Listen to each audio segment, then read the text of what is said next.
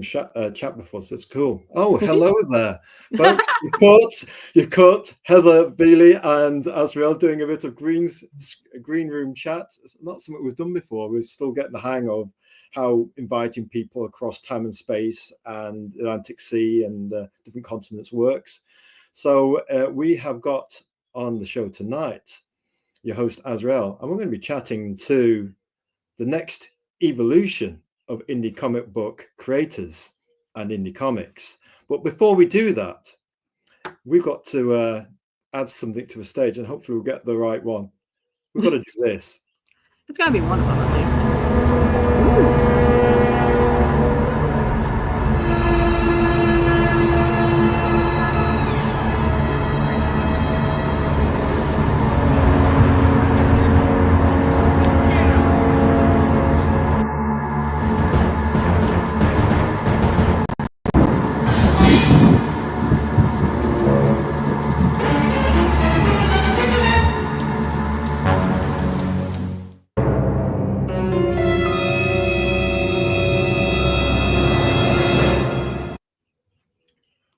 Wow, that looks so dramatic, Heather. What do you think, huh?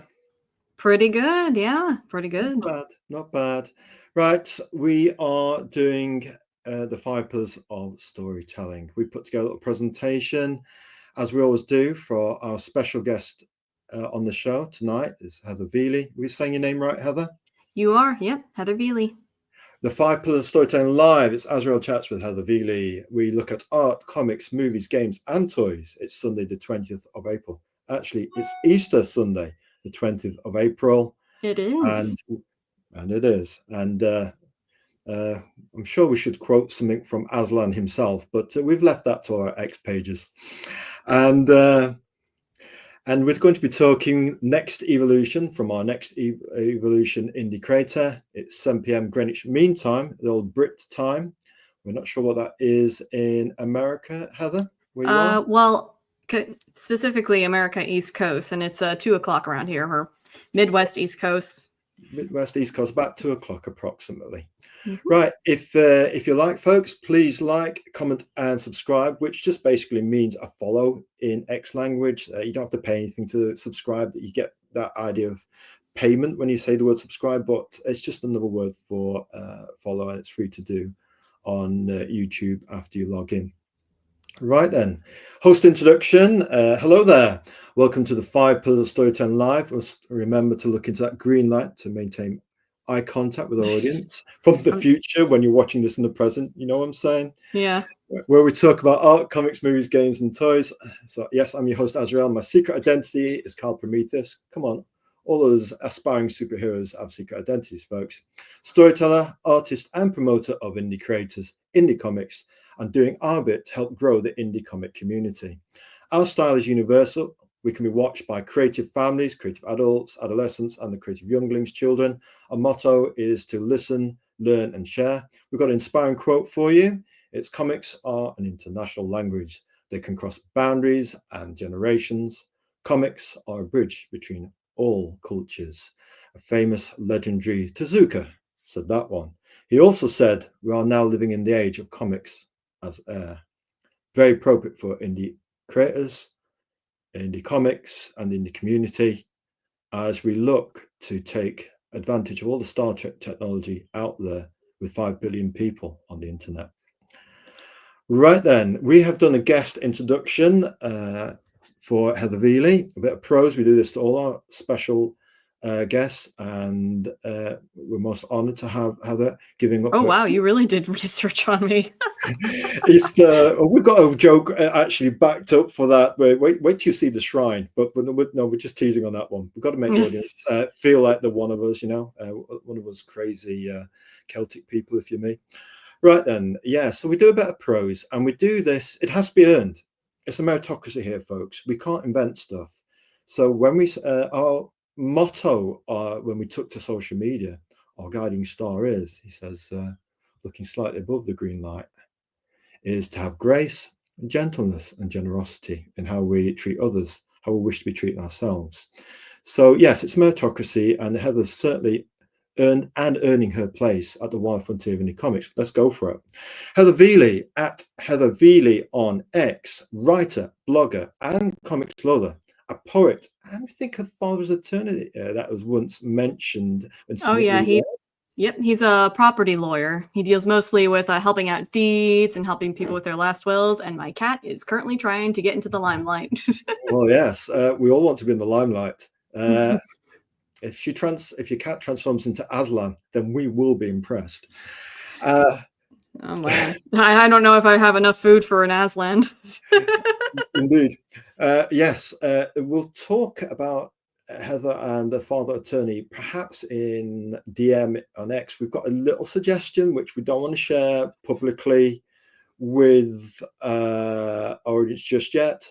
That'll be up to Heather in due course, but it's just a sincere suggestion that we'll talk about with you, Heather, just briefly in our XDM.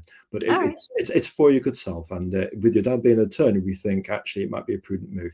Anyway, Heather's the creator and writer of NE Comics, which we think will probably be Next Evolution Comics, and the Next Evolution in the Indie Comic. Has published issues 1 and 2 of Next Evolution, with issue 3 on the way. Now, NE Comics and Next Evolution are also on Global Comics, with art by the very impressive Martin Jimenez. The Tired Regular is a YouTube show which we've seen grow from single to double figures. And on this show, Heather, researches famous comic book creators such as Jack Kirby, Steve Ditko, and Todd McFarlane, and has done a stream on pulp heroes, which we are going to be most interested in watching because we're a fan of that pre-superhero era. And we also noticed it was one of the most viewed YouTube videos. So we keep an eye on these stats. We're not actually a statistician, but we just look at the little numbers thing, maybe a guy thing. We like looking at the numbers, you know. And yes, and she also does book readings. Yeah. Welcome to Heather Veley. Thank you. Thank you for having me on. No problem. You're welcome. And we like this little image from your X page of all the trades lined up on the shelf. You know, it's just that brings out endearing feelings for all the indie comic. That's my bookshelf. That's right over there. Bookshelf over there. Yeah. It's the real deal, folks. As is Heather herself. We couldn't resist actually including this. We inserted this slide. It's Heather Veley is on Global Comics. You've got the premise though, which we highlighted in blue. You've got this lovely image here of, we suspect, a conspiratorial pharmaceutical company. And we had, again, it's another suggestion that quite suggestion at Heather's behest, but we think that would make a great issue 0 image, or a trade paperback image once you get to issue 6 and include them all in one thing. Just saying. That's what I was thinking too. I was also thinking, because the book is currently in black and white in the interior pages, and we're thinking if we can garner enough interest and we can garner enough people who would want to back like a trade, we would go back and make it color. Well, that'd be cool. The one thing we do think is lovely is the beautiful cover, the covers with that exotic coloring, which is quite distinct. The one thing we feel indie comics can separate themselves from everybody else is having their own color narrative, their own written narrative, their own creative approach to different things in the production pipeline of creating comics. You know, to me, I mean, after all, we don't like the word diversity, we like the word unique, and there's certainly 8 billion unique people on the planet. Yeah, I guess it's because diversity has gotten such a bad rap these days, where it's gotten linked to projects that did not work out at all because it was hanging on diversity. Linked to the most mega of mega corporations. Didn't think we wouldn't notice, folks. I'll obviously be able to talk about politics, sexual religion on this show, but there's no fooling Heather Veley, and there's no fooling us people at the bottom of a ladder in society, folks. Although some people might think there's 2 classes of people, the ultra rich and us mere mortals. But anyway, moving swiftly on, Azrael, behave yourselves. Right, we've got the big 5 questions for Heather Veley tonight, and we thought we would unload those questions. Right, here we go. Straight into it, folks. Who is Heather Veley? Storytelling influencers, comic journey, movies, music, as per your wish. It's actually really hard to talk about my storytelling influences because I kind of just pick from a little bit of everything I've ever seen. Because I don't just read comic books, obviously. I also listen to music, I watch movies, both anime and live action.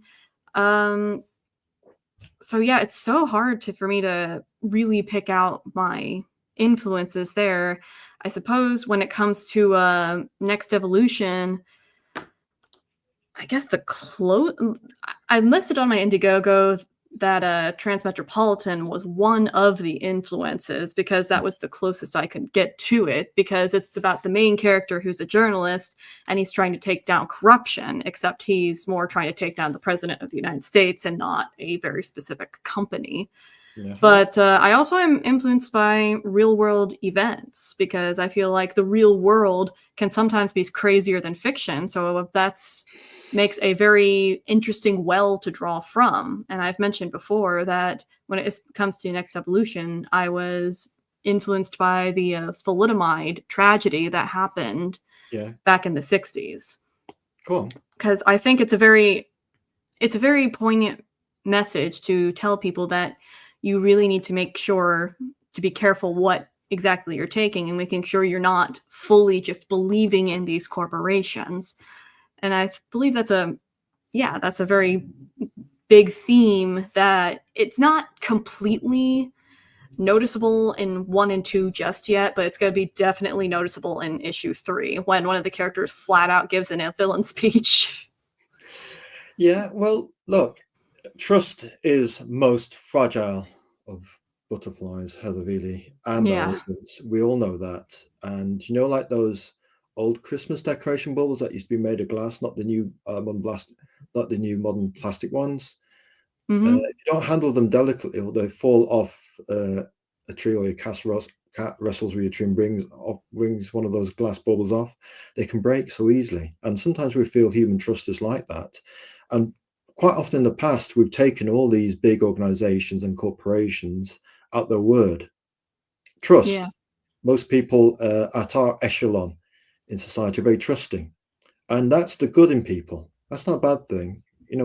We're not trying to, we're not fools. We're well intentioned. Most people, even in the great book, most people want to be good and try to do good. We are flawed, but we find your story compelling, especially like the 3 or 4 years that we've gone through that we won't talk about. But we know, yeah. And it takes a big dollop of cognitive dissonance not to recognize that.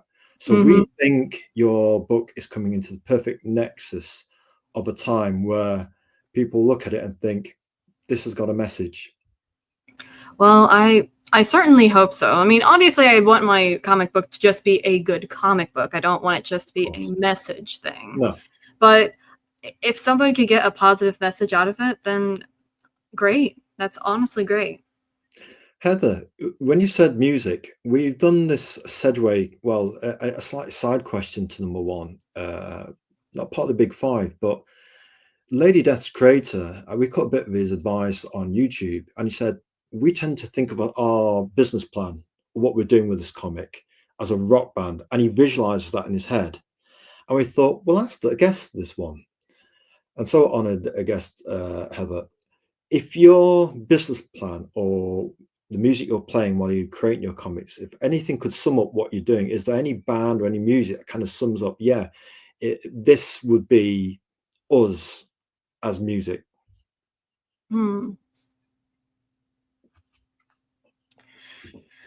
I guess the one band that comes to mind for me is Gorillaz, because Gorillaz takes a lot of different stuff, like different music genres. They even have all sorts of different people collaborate with the music in order to bring together a cohesive album. And their albums are usually abstract, but they do have a more bigger message. Like each individual song has its own point in the message, and you listen to it all together and you realize it's trying to tell something bigger. And in fact, I've used guerrilla music because with Instagram with Reels, you can select what kind of music to play in the background. And I have used the Gorillaz soundtrack for advertising Next Evolution. Sorry. I need more coffee. Yeah, we know that we usually don't get started till 1 o'clock without a first cup of tea. You can always tell on X when we've tried to post without tea. We think, does it look obvious? Gosh, that came out really crass and clumsy and awkward. And we think, oh my gosh, what we're doing. Hopefully nobody notices, you know? I mean, there's all sorts of crass stuff on X. So I probably, if I did see it, I probably didn't even think twice about it because I just see so much on there. So for you, it's about absorbing those influences. And Gorillaz, we like the videos and the guy that's associated. Is it with the videos and the art and merch? Is it Jamie Hernandez or somebody? He does these great caricatures. He does this. I believe he was the same guy who worked on a Tank Girl for a little while, wasn't he? That's right, Tank Girl. We've got a trade of that from way back in the day, and A Different Life. And I've read some of the Tank Girl after him, and it's like, I guess it's okay. But I have read some of the original Tank Girl, and it's edgy in a good way, where it is trying to be provocative, but it's also fun at the same time. Edgy, elegant caricature and fun. Mm-hmm. Yeah, it's certainly that artist is. I think it's Jamie Hernandez. Is a very cool artist. We like him. So the Gorillaz, then, if you were a business plan, Next Evolution, if that was your philosophy, it'd probably be summed up with Gorillaz. And you can also listen to it, obviously, while you're writing the Next Evolution, and you're taking a part of the vibe and putting it in the Next Evolution mix, which we like that. Cool. Mm-hmm. Right then, we do have another slide for you, Heather. It's not just one. All right. Don't worry, you'll be like the Lloyd from The Simpsons by the time we finish with you. I hope you've got a window. Oh my God. Anyway, this is the shrine we thought, look, there's a few things here. We don't want to embarrass ourselves, but we always, as Dave, where are you, Dave Brinks, when we need you of Genuine Comics? He says we always do our homework, and he noticed that when we did John's Long Box, because we got the bit about him studying in law, the fact he's a construction engineer, the guy, I think John even said he'd been homeless at one point, meeting different people, he'd actually been in education and teaching, and he couldn't stand that, so he got into construction. So we thought one of the things we like to do is do our homework, as Dave Brinks rightfully notes, and it's about giving the creator respect. If they're giving up part of their Easter Sunday for us, then we view it with the utmost seriousness, pensiveness, and intensity, whatever semantics we want to use, to actually give them the respect for being a whole person, not just somebody want to get on the show and prepare nothing and just have a casual chat. So what we did with this shrine, we'll behave ourselves, this Heather mosaic, we'll just run through it super quick, then what our interpretation is, and then tell us about it, and we'll see if we land on any lily pads, So we've got here, we think this, we thought we'll test ourselves by that, including the captions with them. I thought this would be a test of the male short-term memory. So we're really up against it here. We've got to actually think on the spot and multitask. So here we go. We think this is poetry that's laid out on the floor for one of your anthologies, yes? Perhaps some of your writing, Yep. And we've got 3 pencil sharpeners from the pencil sharpening museum. You should see the other cabinet with all the pencil sharpeners in it. We thought, no, we'll just focus on the Snoopy one and 2 others, which have got a bit of antique charm with a kind of windy around handle. And we're big fans of Snoopy from back in the day, and we still got a Snoopy mug and a few other Snoopy things. Listen, folks, you don't really need to know about that. We'll move swiftly on. So anyway, sharp pencil, sharp mind, intelligent person. Here we've got Matt Wagner, Grendel, maybe, and what struck us straight away here? It's actually Mage. Mage, that's it. Mage is the other one, yes, because he did didn't he do Mage and Grendel, so it's actually from Mage. That's right, because he's got the beard and the hair. That is Mage, and he goes around with the white baseball bat. Technically, it was the girls first, but then he got the baseball bat. All right. He got the baseball bat. That sounds intriguing.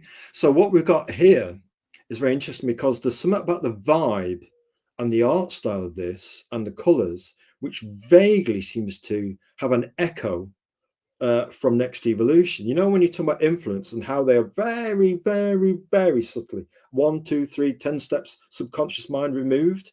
And we thought, Martin Jimenez, is that why in the subconscious she picked Martin Jimenez? Because there's almost what she liked with this, and therefore it would be cool to have an artist like that on our book.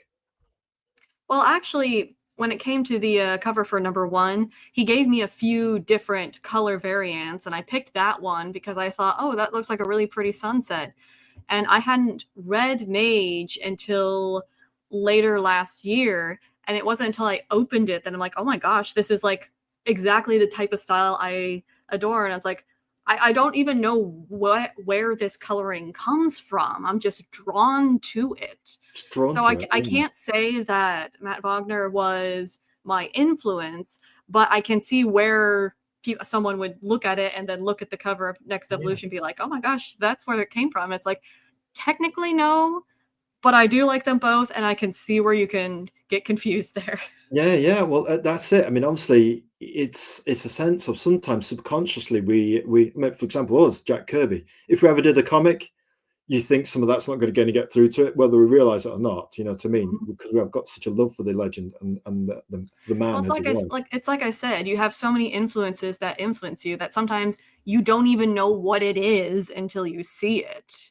Yes, there's almost a kind of sense of serendipity about the way it kind of infiltrates your creative process. Now, here we've got either you've got stuff back from the printer, or you're doing fulfillment, and you may be watching Heavy Metal doing it, or you could be. I think I may have been watching Heavy Metal, but that was when I first got the big box from Comics Wellsprings of all my comic books. So your printables Comics Wellsprings, they were very highly regarded. I do recommend them. They do make some quality comic books. The thing is, you need to know what because they fill out the different specifications of how you want your comic book to be, and you need to know what those terms mean, because they will send you a physical proof to make sure it's a-okay, but you also need to know what exactly you're selecting. And I made a little bit of a boo-boo when it came to the posters, because I accidentally selected the thick option for the posters. And as you could see with John Longbox's picture there of when he got my comic book, I had to like very carefully roll up those thick posters and put them we in a can see box. them just stressing there under the elastic. Yeah. Oh yeah. And I learned my lesson from there, and I managed for the next batch of the posters to do the thinner ones. And also, one thing I need to stress with everyone when it comes to the printers, make sure you have someone else look over the proofs, because especially for the first one, you're going to screw up. You will screw up. And it's okay to screw up on your first comic book, but just look it over once, look it over twice, have someone else look it over for you, just to make sure that your dummy eyes didn't miss anything. Because I did make a pretty big mistake with the first printing. So that written and visual editor, almost somebody to look at the writing and somebody to look at the visual aspects of things as well. Does this look right? You know what I mean? So we hope if we ever get around to doing our own comic, that it looks as good as your quote unquote screwed up comic. That's all we can say. I hope so that for you too. And here we've got, now we're not going to embarrass Heather. I posted it online. You could go ahead and read it. I posted it. We'll just kind of go over it in a kind of third hand way and say that love can be like a comfy pair of slippers. And we know that feeling. We swear by our slippers, not at them. We love our slippers. You know what I mean? We'll die on that hill. We love our slippers. It's such a comfort. And if you can get the right pair, that is. And that's what this poem is about. If you find the right pair of slippers, guard well. And it's that feeling that was, you know, it's there's Hollywood and an image which is very surface, and then you've got the real deal. And we like the fact it's handwritten, it's on lined paper, which we used to do our drawings on lined paper, and it's so authentic. Something which is going to be a running theme as we go through not only this mosaic, but through the rest of the presentation we've got regarding Heather. We've got here the pizza and the magic cake. That is my attention at a wacky cake. A wacky cake, yes. What's in a wacky cake? The recipe book is over there. But it's basically a cake that they made back during the Great Depression, when things like dairy, butter, and eggs were super expensive and hard to come by. So you had flour, cocoa powder, I believe a little bit of baking soda, some water, and some vinegar. Mix that all up, and I believe there's some sugar in there too, but you mix that all up, put it in the oven, and it comes out, and it's a cake. And it tastes Excellent. just like a chocolate cake. You would not be able to tell that there were no eggs in there. That's Or incredible. It does look very tasty. I think, let's be fair, most human beings will probably want to put their face in that, preferably after it's cooled down. yeah. It does. They both look very homely and inviting, and we mean that with utmost sincerity. We're big fans of home baking. We might mention it more than once during this chat. And here you've got quite the prestigious boon of having your paper comic of Next Evolution featured on John's famous reading stand, and your Mhm. posters wrapped up in elastic band there. And how did the reading go? Any good? He did notice a few errors with the speech bubbles, where there were some words where they were disjointed, and he's like, it kind of took me out of the reading experience. So make sure to tighten that out a little bit. And like, yeah, that's fair. That Okay. is very fair. And I also had got some feedback from Mike Barron too. Well, to be fair, feedback from Mr. Nexus himself, Mike Barron, that feel almost like a feather in your cap. I've made a mistake and had it honoured by Mike Barron. How did that go down? I will admit, when I saw the message from him being like, "Hey, I got your comic finally, and are you ready to talk so I can give you my feedback?" A little part of me was like, "Yeah." A little bit of me. Yeah, a little I still, fangirl moment. because well, he's one of the comic book. He's a comic book pro, and he sounds like your grandpa, and it feels like you're a kid back in school again, and you're about to get feedback from your teacher on the paper you wrote.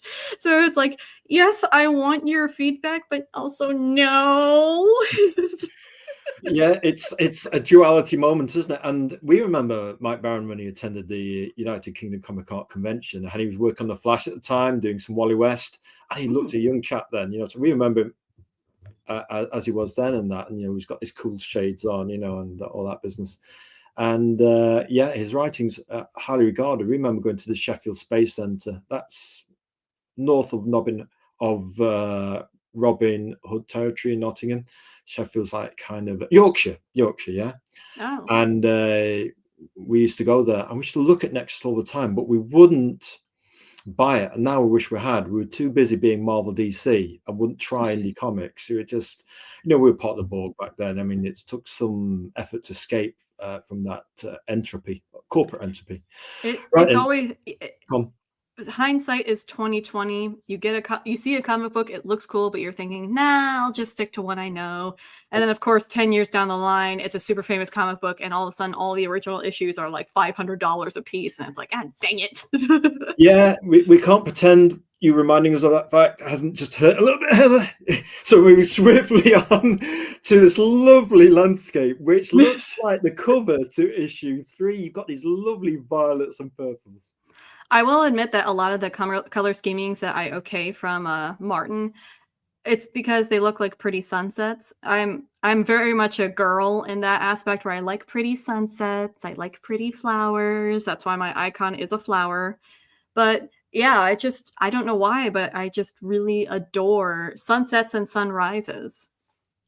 Tell you what, Heather, seeing as you went there, but with the girly thing being a girl, one of the reasons we thought this, we call it a mosaic, Heather Mosaic, but it's also a mood board. Anybody who doesn't know their direction in life creatively, or what their business is regarding comics or indie comics, or who they are as a creator, put all the things you like, or get some stalker Sean Maker to do it for you, and I put mean, them.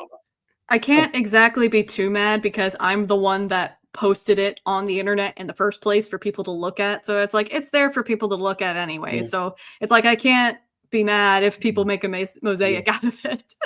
Just to worry you slightly more, we actually get down to the very last post. We thought we were absolutely, if a father's a lawyer, we need to be utterly prepared here. We don't want to be being served a writ or something. We ought to be, make sure we have a balanced viewpoint of Heather here.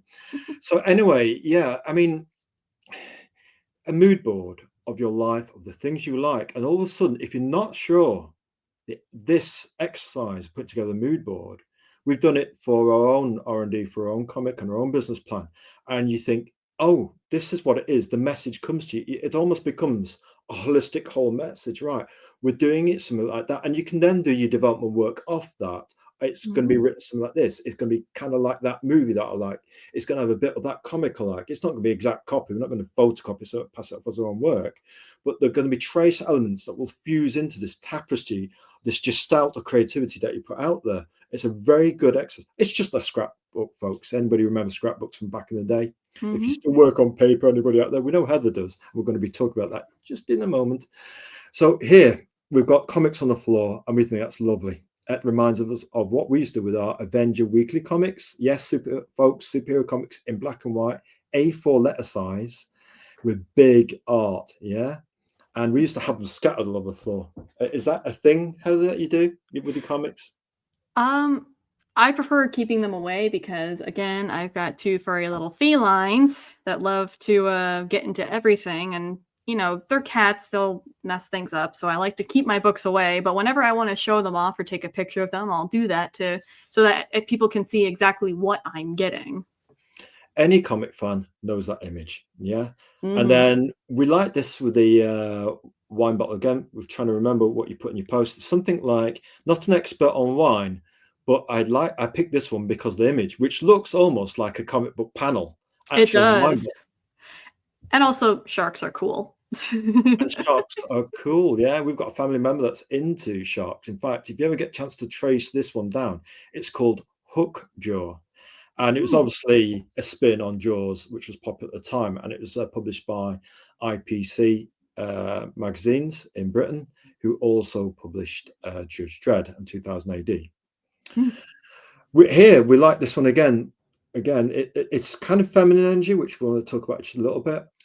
Heather's got all her stuff, and it's presented on a nice, homely chair. And we think a guy might not do that, but a woman would do that. It's feminine energy, and we like it. You know, of course we like our guys. They're full of testosterone and they've got all the flaws that go with it, but 80% of them on the planet are actually good guys. Give them a chance, and like a simple, quiet life and no drama. But what we like here is just, you know, we like the fact that Heather's not ashamed of recognizing feminine energy and how to present her product with that. We think that gives off a warmth and an authenticity, and it's unapologetic. Heather? Well, it's also, I don't have a cool easel like John does for his channel, but it's like, I don't want to put it on the floor. And my other places are either a bit too crowded where it might distract you from what I'm trying to present, or it just doesn't look as good. And my rocking chair, I just felt like was the perfect place for the lighting, there's no distractions around it, and I can display everything there for you all to see. So it's a rocking chair. Excellent. That's even better. Oh yeah, I got that at Goodwill for $25. $25. You've got yourself a bargain there, Heather. I know. I saw that price tag and I'm like, all right, I am getting this and I am taking it home. We're also going to be talking about the fact that Heather picks up old pieces of furniture, because that is a thing we like. Genuine, real wood, and it's got character. You know, you don't have to fake stress it. It's the real deal. We do have a couple of messages here. We've got hello from Crenshaw and happy Easter, brother Kyle and Heather. Sunday listening for Sunday chores. Crenshaw likes to do his house chores on a Sunday. I prefer to do mine on a Saturday. Yes. And we occasionally do chores, but we don't put that, being a guy, we don't put that out there. So don't spread it around, Heather, just between the two of us. Yeah. Hail peeps from Edwin Buzz Ace Vidor. Hello there. Hail. We'll just type that in the chat. Give him a bit of a hail. Hail Edwin. There we go. Welcome. Nice to have a couple of people in the chat. As people join us later on, as we get into it, perhaps ask Heather a question later. Yeah, and so we do like this rocking chair thing. We used to have a children's program in the UK, which used to be called Jackanory, which was where they just have an adult in a rocking chair reading, and they occasionally show you pictures on the TV camera of pages from the story. And we thought we do readings like that, a kind of Kyle and Ori, where we're actually reading from somebody's indie comic book, and we did it with a character called Sapphire Blue that occasionally gets sent to our indie comic promo Sundays, Wednesdays, and Fridays, folks. If you want a bit of the old Kyle indie comic promo positivity, that's what we're all about here. Yeah. All right. And it's got this character called Sapphire Blue, and let's just say she's a lady that can handle herself. And the style is very Holly Nicholson, who's a fashion illustrator, who's a fashion book. Okay. When we did a JAD art course back in the day, with somehow fashion illustration really we took to it. It was one of the things we did really well at. We didn't understand the other bits like fine art drawing, wicker chairs and canes and random objects. Back then we wanted to draw Spider-Woman or Spider-Man or the Hulk or Iron Man. Yeah, when you're young, you don't always get it, you know. Yeah. Well, I've heard from a lot of artists that it's honestly is best to start learning. I can understand both perspectives. You draw from tracing their pages because that's what most of the comic greats did. But also, if you want to draw things more realistic, you kind of have to do the boring stuff and draw the wicker chair and draw the cabinet and draw the drinking glass that's on the table. Yeah, there's two approaches to make it certainly more challenging. You can attend a life drawing classes as we did. You can draw a naked man and a naked woman and get to understand what happens underneath the clothes anatomically. And it is challenging, it will frustrate you because, you want to do a good job, but that's part of the forging of your artistic fire, folks. We do like this next picture here. Your ideal dream writing setup, is that a Hermes time writer with some moonlight and a nice set of curtains?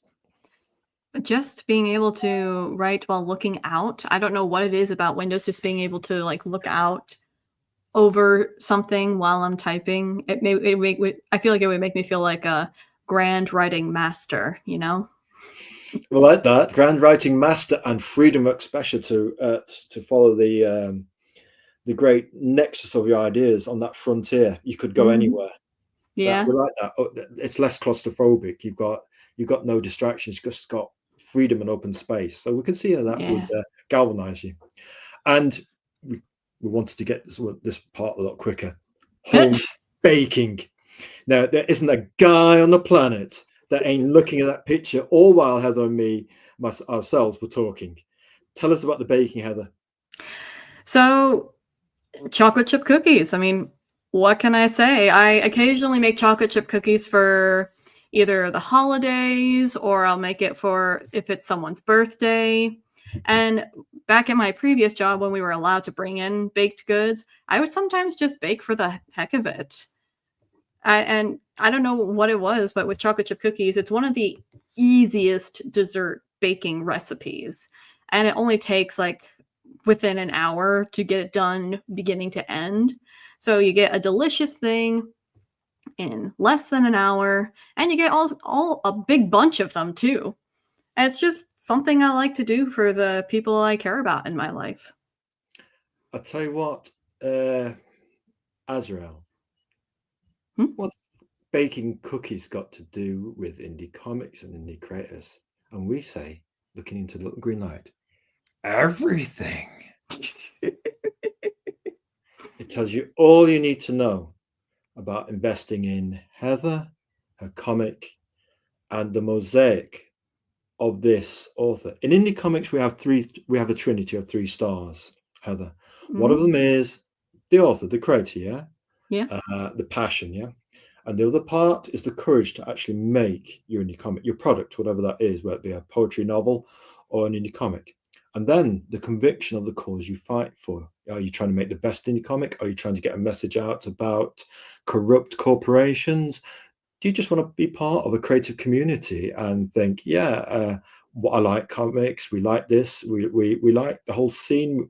We've always loved comics, so that's our cause, to create a really good work of expression or body of work that people can look back and think, Heather Veley, she's respected, regarded, she's consistent, she's meticulous, she cares. And you can see that in the baking, and the passion in baking comes across in the comic. Now do you see, folks? Don't make us explain it. Yeah. Let's be real. You were just hungry when you saw that picture. Yes. We can certainly say we certainly were. It's very distracting, you know what I mean? And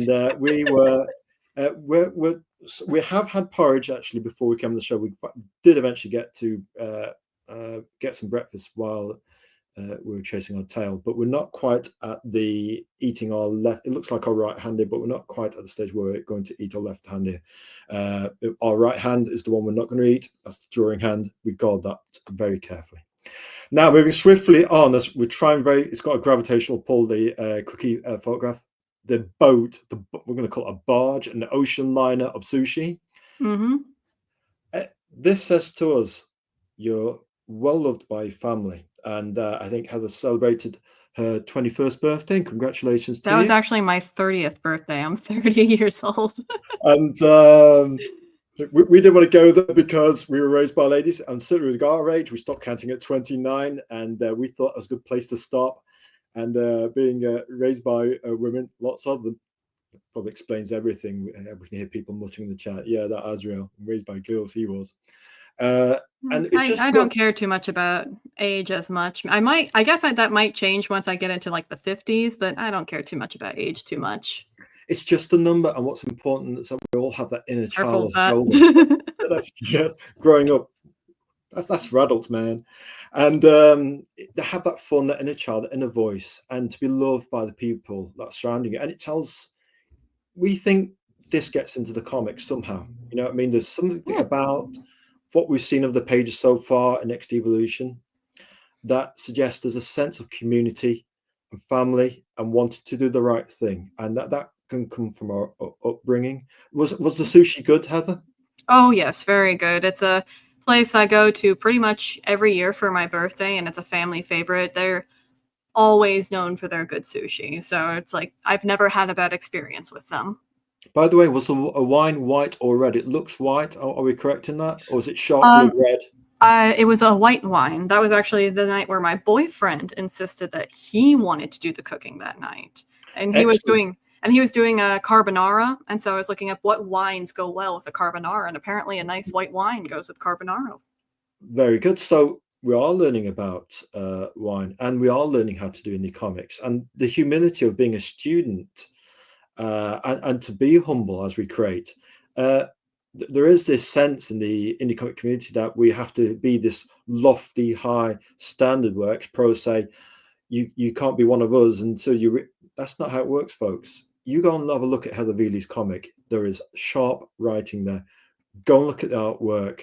We called the artwork by Martin Jimenez expressive impressionism. It's luminescent. It's beautiful. Yeah. Oh, we've got, what is this? Ragol, what do you call it?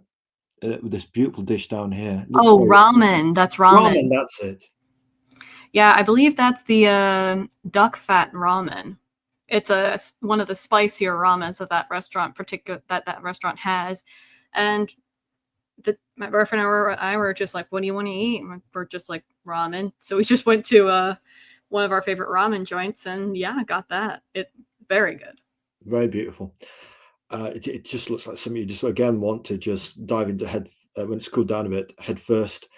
Now, if our special person in your life bought this original Daredevil's Battles Hitler book, and we think, you know what? Between we put it like this: Heather, yes, is looking to have a special somebody who understands what she wants from her pulpness. Yeah.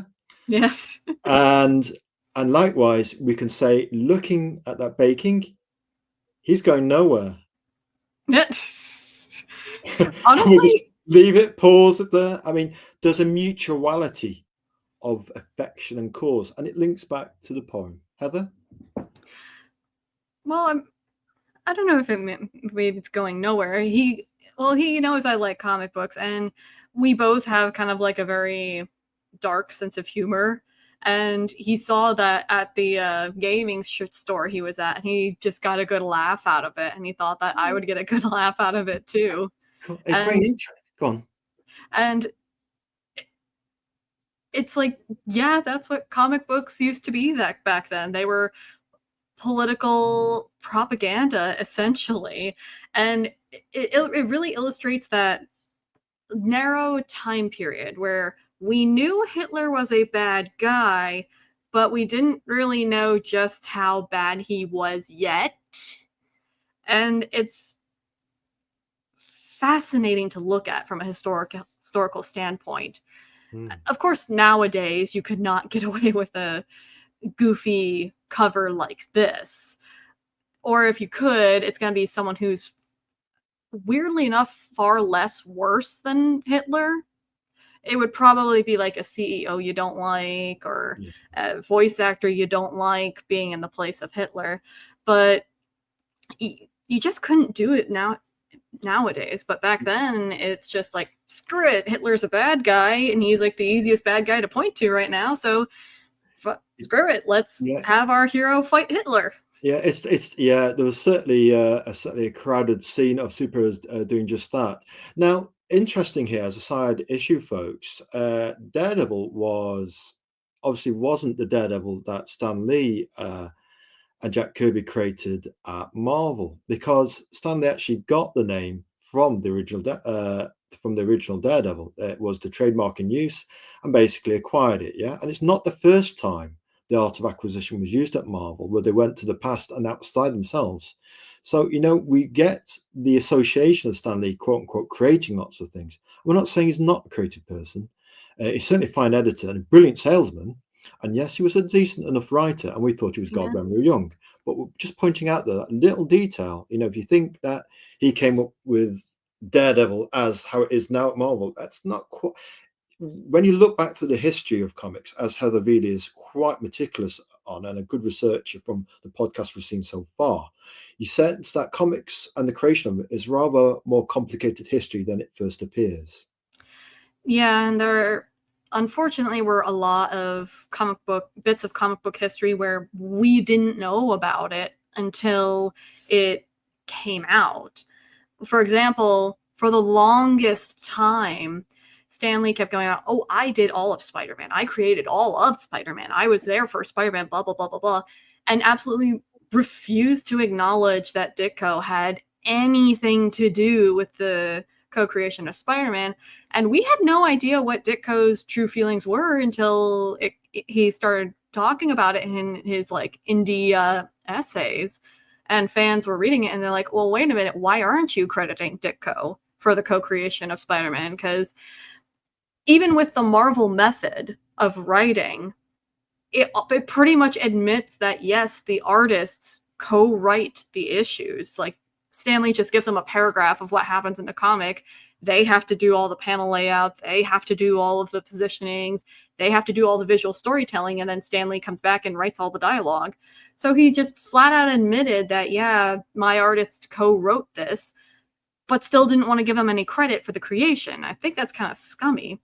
And it wasn't until that documentary of Finding Steve Ditko, where Stan Lee was practically interrogated, did Ditko co-create Spider-Man, that he had to like very meekly admit that, well, yeah.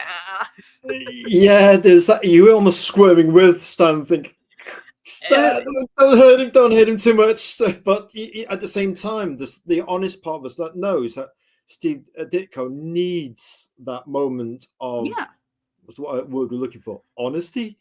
Yeah. Well, he was a very big objectivist, and he felt it was like just a great lie to flat out say it was just Stan Lee, and it was just on a principle of him saying, look, I was the co-creator, because he's an objectivist. I am objectively the co-creator, and I would like to be acknowledged for it.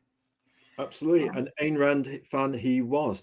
Now, look, there's a thing in the UK called design registration for your characters. If you want the visual look and feel of your character, or I don't know, some lady actually did protect her floral Laura Ashley style paintings, and she went to talk to a big company about those designs, and then she didn't hear from them for 2 weeks, and then her designs were in the shop 2 weeks later, and it wasn't protected. And similarly, you can look at the form. Obviously, Jack Kirby has a hand in Spider-Man, because the first 6 pages were illustrated by him, and probably some ideas of the Silver Spider, which co-created he and him with Joe Simon, probably made it in terms of the mystic web ring or whatever they had that enabled to become this Spider Boy thing. So parts of that have got in there into the story, into the form, the primordial soup that is Spider-Man. Again, it's a very messy thing. There's probably Joe Simon and Jack Kirby. Then you've got Stan and Jack. Then you've got Stan and Steve Ditko. So it's very much an evolutionary thing. And Azrael, behave yourself. Get on to the next one, which is, before we forget our name, which is the Fist of a North Star. I think I forgot. Oh, yeah. The Fist of North Star, and there's a pint of hard ale there. Is it lager or just a blonde beer? I actually think that's an IPA. I'm more of an IPA gal myself. But yeah, I think I remember where that place is, and if it is what I think it is, then it is definitely an IPA. I tell you what, obviously, when you see a double image like that, obviously, if you watch the Fist of North Star anime, and yes, we do have the manga as well, which we need to read. It's black and white with this lovely burnished orange spot color in it. And you've got to obviously behave yourself around Heather Veley, because you've seen that moment in the Fist of North Star where somebody gets an elbow to the nose. Oh yeah. You don't want that. The North Star is brutal. It gets even more brutal than that, especially when you get to Ray's ability, where he can just slice somebody's head into multiple different slices just with his fingertips. Confession? Huh? That's our favorite character, Mr. Yep.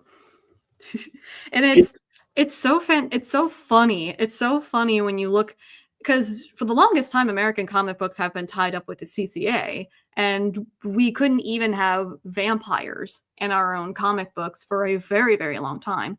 And then you cross the sea over to Japan, and they're doing all sorts of stuff over there. You got all sorts of gore, you got all sorts of sexual stuff. Obviously, not just for the kids manga. Like, there is a difference between kids manga, teen manga, and stuff like that. And then you get to the 80s of manga creation, and it's even more gruesome, which is nowhere near as violent as American comic books got. And it's just fascinating to see the difference, the night and day difference between what we were making over here and what they were making over there. Yet Japan has low crime, which is interesting. They do have low crime, but the crime they do get is honestly some of the most baffling crime I've ever seen. Like the guy who cannibalized a woman and then somehow got off the hook for it and said he would probably do it again. And we'll move swiftly on to our next picture, which happens to be this lovely fetching desk. Is it one of those things which, like a trolley desk, where the desk you can swivel around over your rocking chair arm and then put your laptop on there and such forth? That's actually a tatami desk. That's the kind of desks that, it's a tatami desk. A tatami is basically like a one-bedroom apartment in Japan, and of course they have a very small space. So they have these like special desks where you sit on the floor with this desk, and you use it for homework, you use it for just about anything. I use my tatami desk usually as a coffee table, but I'll sometimes just get on the floor and do my writing there. It's especially helpful for comic creation because I like to sketch out the page first before I type it out. And so I just sketch here and type on my computer here. Now, this is a hybrid work approach here, folks. Why we like this is that there's a laptop on there. That's good. That's computer approach with word processing and such forth. But you've got written notes, you've got layout diagrams, thumbnails, a layout of the pages. Oh, here we go. We need to put you on big screen, Heather. One moment, so we can see you. Oh yeah, there you go. Look. Yep, and the numbers correspond with the dialogue speech bubbles in the script. And the initials on top of the stick figure is which character is which. And this is a page from issue 2, if I remember. So you got S here, that's for Steve, and M here, that's for Mateo. And just a little blurb on the side here, that's panel 1, panel 2, 3, 4, 5, 6. This is for mostly my own note keeping, because I'm a visual person when it comes to comic books, and I have to see the panel in order for me to see, okay, what's going on here? What's going on here? I could never do the Marvel method. And I will send these images to Martin, and I explicitly told him, look, here is how I visualize it. If you feel like you could do it a better way, so be it. Go ahead. You have my go ahead. We have a similar approach. We will fold up a piece of paper into half and again until we get 16 little thumbnail folds, and we do stick figures in each one, and we can see the page, so very similar to what you're doing there, but perhaps on a smaller scale in terms of the thumbnail pictures. But the idea, it's very abstract, so you can see the image, you can see the layouts. You're not hung up about details and the etching and getting involved in the drawing. It's about a kind of a visual flow of story, and where the speech bubbles go on the layouts, And it's also the first draft. The first draft is not supposed to look pretty. And obviously, like, if I tried to publish this to the indie comic sphere, I would be laughed out of it within a few hours. Ding, ding, ding. There's always one, isn't there, in the chat? Masked Battle General. Crenshaw, I thought you were doing your house chores, man. Not a big IPA fan. Here we go. Jerry, which is tough living in the northwest of the US. IPAs everywhere. He's a stout or porter for him. I tell you what, we do fancy a pint of the old Guinness ourselves, that or Mackeson's, you know what I mean? And we shouldn't have too much of it, and we should certainly not mix it with a dry cider going tick-tock between them, because it gets very heavy going. By the time you get to the ninth combo, you're really in a slightly difficult place. We do have a fair number of stouts around here too. Don't worry, Heather Veley's got Fist of the North Star. We'll put a side bet on her if you don't mind, although we do respect your review talents. It's a master of indie comic reviews. He's great at doing them. Right then, we're moving just on to this. What we like is your hybrid approach. You've got laptop and analog written paper methods. You've got your pencil case there. You've got your pencil. To any radio listeners, we're describing this just so you know it, because we'll be uploading a lot of our visual YouTube podcasts eventually up to radio formats eventually. So there's the pencils there, the pens. It's on this lovely unique desk. And what we also like is that another feminine touch is scented candles. Oh yeah, I have my scented candle here. You got one there, have you? Yeah, I have it lit right now. And you've listened to my streams before, right? Yeah.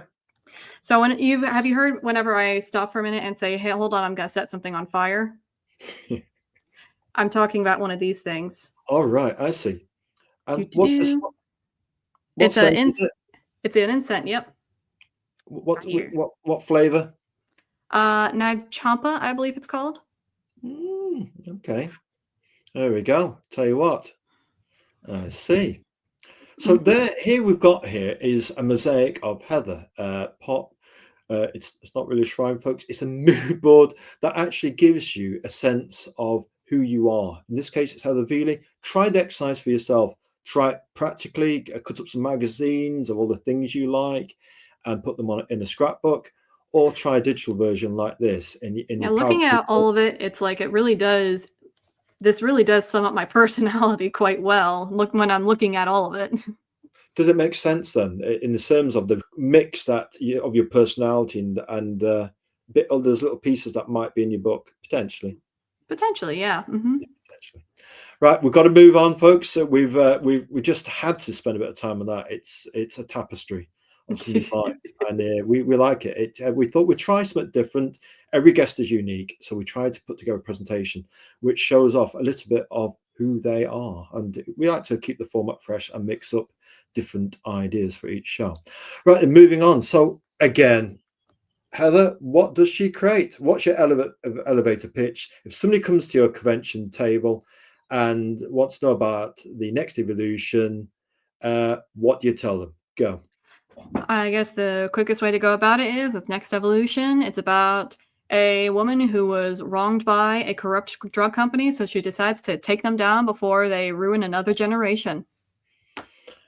Oh man, that's a great pitch. We're buying that. If we're next to you, we eventually want the paper copies. We've got the digital copies, but if you're into something, you buy the paper copies. We'll try not to talk too much about the sniffing the paper. Me and Meti on ourselves. We were completely gone for about 5 minutes. You wouldn't think you could talk about sniffing for so long. It possibly a guy thing, but comics are very much a tactile approach. You can feel them in your hands. You can look at them, just looking at them.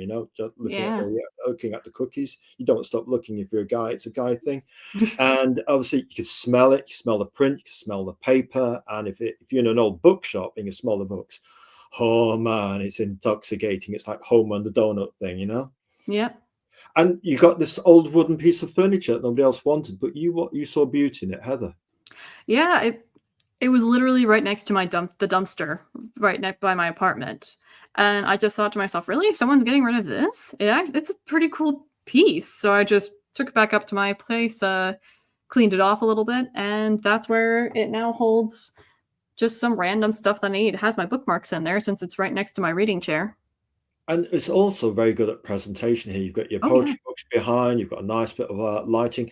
This is a different part of indie comics that you won't necessarily see with guys, unless they've got a pro kind of YouTube channel where it's all neon lit and you've got the f-stop cameras going with the Sony EV10 or whatever it is.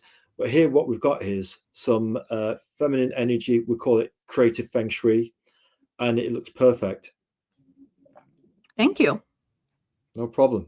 Now let's move on. We've got show trailer. Woo! Let's see if we can do this. We're going to do this right now. All right. We just did a little something. We couldn't help ourselves. We went to your Indiegogo page. We couldn't see one, and you might have had one, but we're going to just do this. 1 second, folks.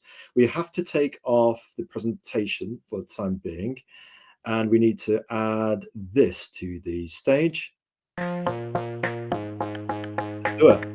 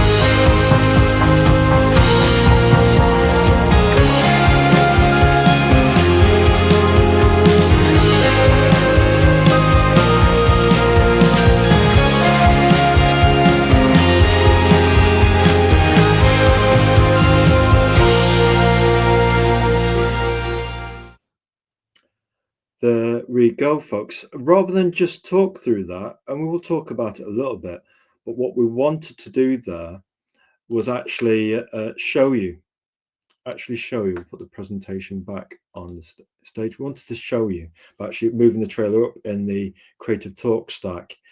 And so does that kind of sum up a little bit issues 1 and 2? Yeah, that does. Yeah.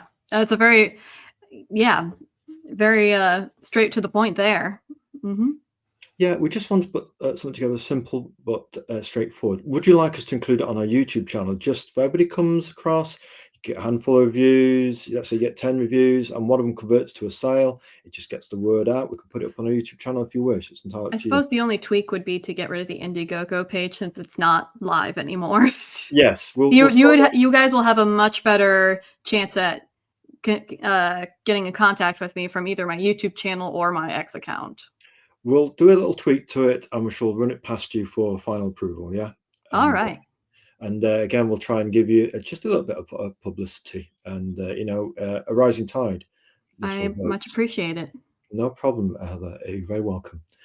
Now, we did notice something about your company motto on the about, and it says, "Welcome to NE Comics, where we strive to make new, exciting comics for a new era of readers. And that, for us, seemed to perfectly sum up the wild frontier of indie comics and the explosion of indie comics that we seem to be going through. Heather?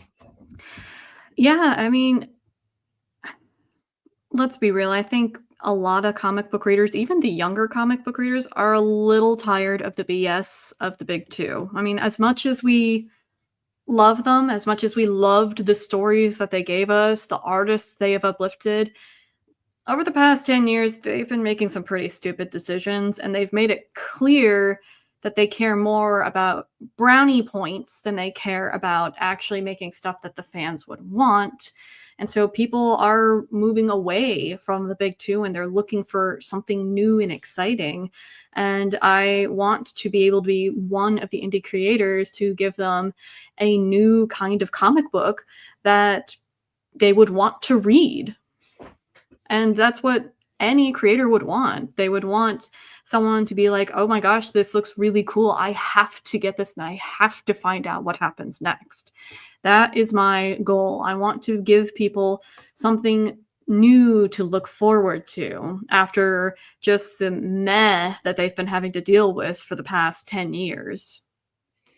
I think that hits the bullseye. Really, you can see why there's a demand for manga, and you can see why there's an absolute explosion of interest in indie comics in terms of the classic West, in terms of what we view as entertainment as well. So it's a win for manga, certainly, but it's certainly going to be a win for indie comics. And we would, you use the word have to, the phrase have to, we would certainly use those words when we saw Next Evolution 1 and 2. It was a have to. And if you've got that passion and you've got the courage to get your product out there, and you've got conviction in terms of bringing a solution where solutions have been quote unquote abandoned, once you abandon your readership, don't be surprised if somebody else fills that void. Yeah. And there's such a thing in business speak called target audience, and the old Latin adage of know thyself. And Heather Veley certainly does know herself and what she wants to give her audience. So we like a company motto in your business plan. A company motto for indie comics doesn't get any better than this, folks. We say. Thank you. Right then, we've got the cover. Does it come from those photographic views from the mood board we looked at? Beautiful colours.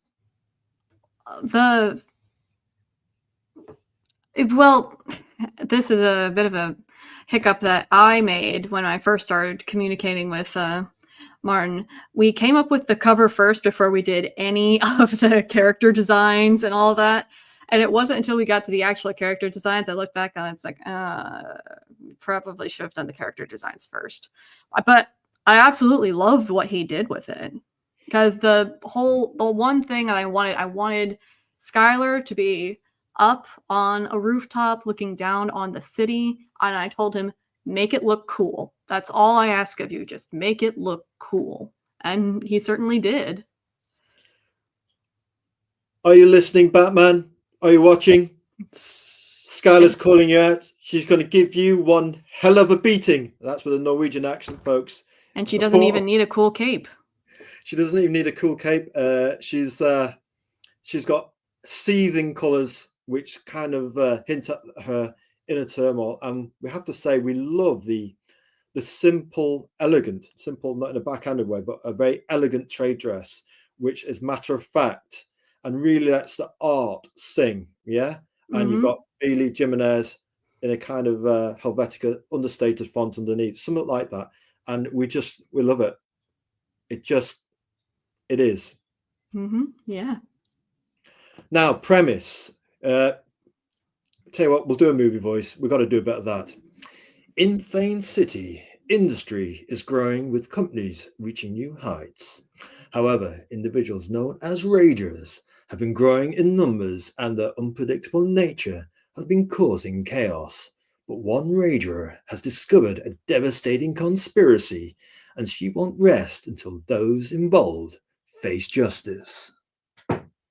Tell us about this premise. Is it coming from a place? You don't have to tell us the details, like who you work for, but is it based loosely off real life events, and maybe what we went through in the thing that we can't talk about?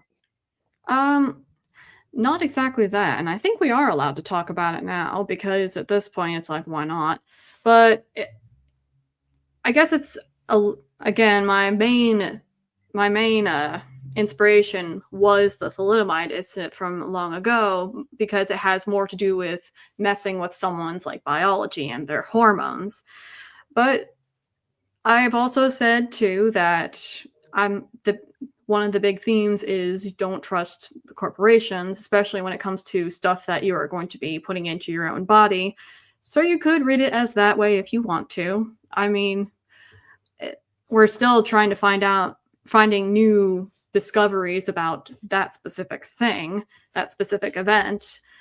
So it might turn out in the next few years that really did harm people a lot more than we thought they did. And honestly, nowadays, if you look at some of how people are acting out in public, you would probably be like, oh, that's a rager. I would not blame you because, yeah, they kind of are acting like what a rager would.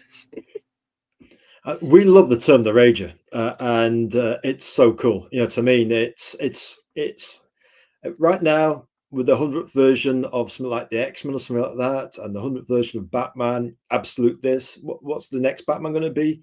Even more absolute, the utterly utter Batman. We don't know. I think Absolute Batman and the Absolute Universe is supposed to be DC's response to the Ultimates from Marvel. And when someone explained that to me for the first time, I'm like, so they're getting onto the Ultimate train 20 years late? Okay, DC, whatever. You're going to have to cool up to sell it, folks. And for the 8th, I mean, like, has it been 20 years since the Ultimates? Crisis Infinite Earths, Heather. We're having a flashback there. Team Blue, Crisis Infinite Earths, we're out. What is it? It's Dallas. It's Bobby in the shower. We've erased 45 years of history. Our indie comics are invalid. You know, down to the creative hubris of one. Hey man, don't get him on Crisis Infinite Earths. Don't let him talk about the Bobby in the shower thing and how the entire last series was completely vaporized because of one guy wanted to go to Hollywood and be a big star. You know, it's all about the ego, huh? And then Marvel swore blind. They weren't going to do it, man. We will never, ever, ever, ever do that. And then we get Heroes Reborn. And then Iron Man looks like half an Image comic with weird stories. Mm-hmm. And then if it had not been for the GOAT indie comic of all time, Gary Spencer Milliger's Strangehaven, which is a cross between Prisoner and Emmerdale, if you know your soaps in Britain. I tell you what, folks, that saved us as a comic reader. And it was our gateway into indie comics. Hey, guys, don't let him talk about the Crisis thing. He starts talking about, we don't want him to do that. Let's move on quickly. I was actually a little concerned about the term rager because over here in the States, a rager is slang for like a really hardcore party. Oh, but right. It's like I was trying to think of a term for what these people would be called, like a slang, because inevitably they're going to come up with a term for what these people are. Yeah. And I didn't want to do any of the like stuff we have now. So I decided to take a term that it kind of means something different here, but in this world, it means this type group of people. They're a group of people who just have a hard time controlling their temper, but they're also super strong. So when they get angry, they rage out and they cause destruction. And what we like about what you're doing, Heather, is the way that you're defining your own terms on your own terms, and you can explain what those semantics mean, yeah, while mm-hmm. giving enough interpretation for your audience and readers to take a bit from it as well. And it doesn't include a kind of Praetorian phalanx of cliches that you get with big corporations. You're doing your own unique thing. Mm-hmm. Well, it's like with Clockwork Origin or Heather's, where instead of just taking slang from our world that is going to go extinct in the next 20 years, just come up with your own slang. And it'll last far much longer because it's only existing in this work. Yeah. That, again, defining things in your own term is what indie comics is all about. You've got the chance to map out your own plot of land on the wild frontier of creativity, yeah? Yeah. The interior art. This reminds us of an older artist. Old artist. He's not ancient.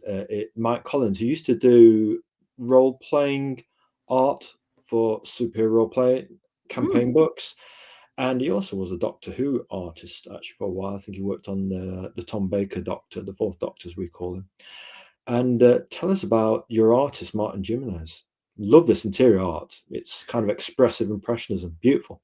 So I came across Martin from R.J. Shaw, The Fourth Age, because he's an indie comic creator too, and I had my idea for a comic, but I didn't really know where to start for looking for an artist, because it seems like every artist you look at, you're like, oh, I'll message him if he'll work with me, and it's like, commissions closed. It's like, dang it. So I sent The Fourth Age a message and asked him, hey, do you have any suggestions for an artist? And he gave me a few suggestions for artists, and a couple of them, it's like, style is not exactly what I was looking for. But then I saw Martin's style, and it's like, actually, this looks really close to what I am looking for, because mine is more of a realistic story and realistic style. So I needed something that was a little bit more grounded in reality, but also had its own flair to itself. And so I just messaged Martin on X, and the rest is history there. It almost got a kind of, looking at the next slide, you've almost got like a kind of a documentary kind of feel to it. You know, it's just that touch of more realism. I do really love the opening scene for Next Evolution #1, how he did it, because it's supposed to be like an action movie where you're supposed to be like, you're outside and you're peering into what the evildoers are going before the hero comes in. And I specifically wanted it for Skylar to kind of look more menacing and in the dark, because she's not your typical hero. I didn't want her to be like coming out like Superman, or she's all like bathed in light and glorious. I want her to be like in the shadows, and she's just ready to just come out and kick your butt and put you in your place. Something like that. Mission accomplished. And because that's her in the bottom panel, and she's supposed to look menacing. She's supposed to be like having that little creepy grin, like, oh, I cannot wait to snap your bones. Yeah, snap your bones. Yeah, we're certainly getting vibes of a Fist of the North Star fan here, folks. Just saying. And what we like here, funnily enough, it got quite a few impressions, eyeballs, when we featured as part of the 3 banner ads we ran in terms of the X promo we did for your book. And this image was quite popular, and we can understand why. It's the sense of the lurking shadows, almost like of slice of life noir kind of thing. And we like the setting that you are kind of peering into it, almost like you're a participant observer in these events, in a sense, you know. It's very what's going off here then? Yeah, is this where there's kind of a bit of action? I mean, obviously we've looked at the comic and read it ourselves, but we have to play possum for the audience. Yeah, that's when she breaks into where they are and just lands in front of them, and Bea's like, all right, I'm here. Who wants to be the first one I punch? And so that's when we go into the fight scene where she picks them down one by one. Even though they have guns, she's still able to get to them. And that was it feels weird to say this was my goal for this scene, but it's like the opening scene. This is people's first impression of this character. I gotta establish who she is, what her abilities are, what her personality is like, and why she does the things that she does. And so in this scene where she comes in and she quickly takes people down, shows that she's super strong, she has fighting skills, but she's also kind of got a little bit of snark to her too. Like, she's kind of got quips of her own.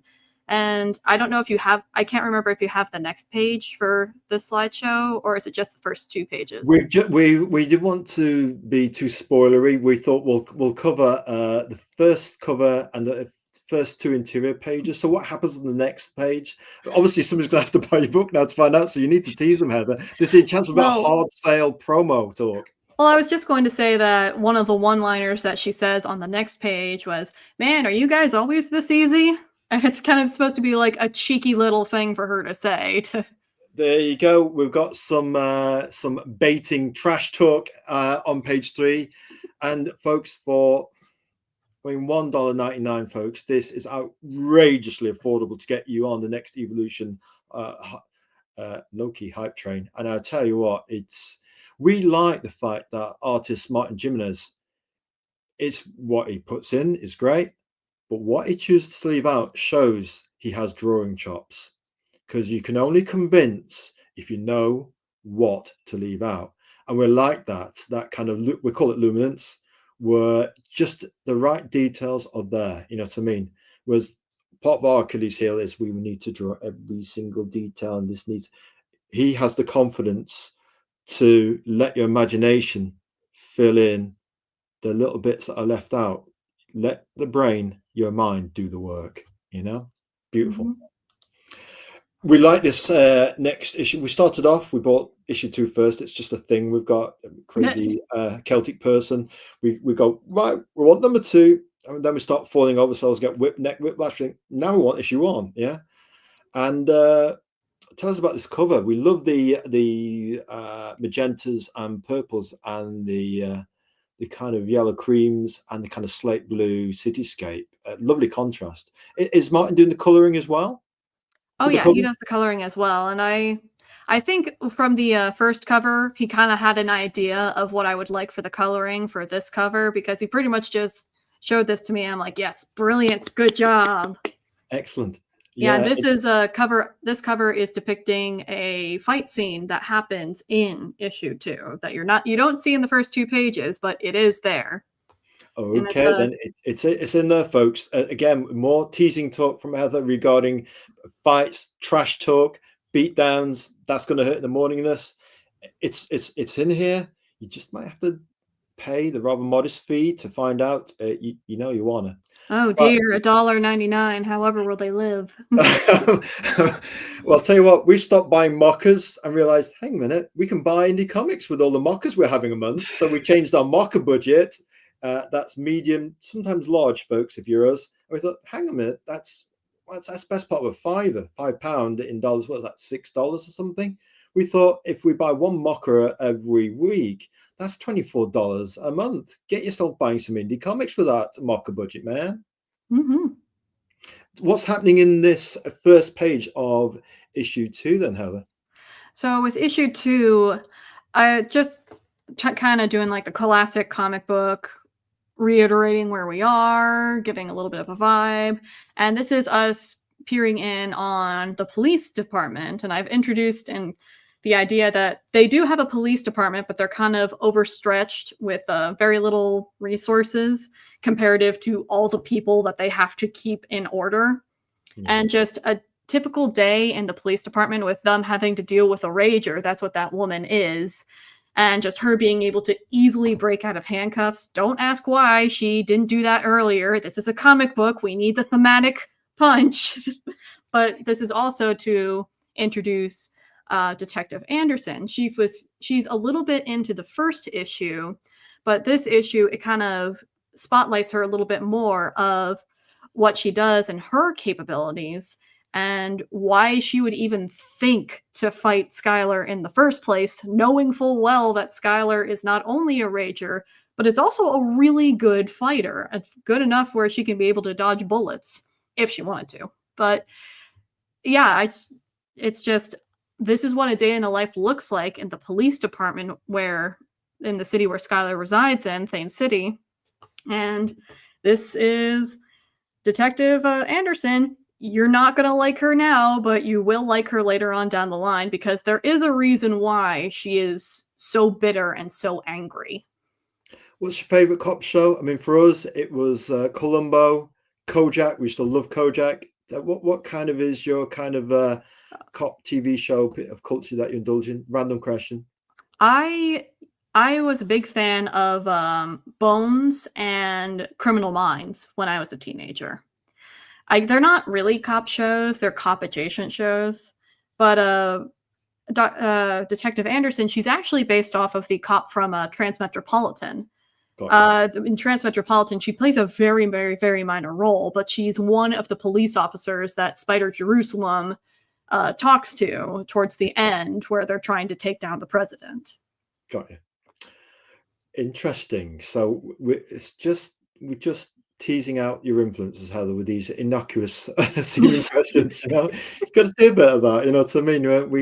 We I know we look innocent, but we try to just delve here. We try and make our show a bit.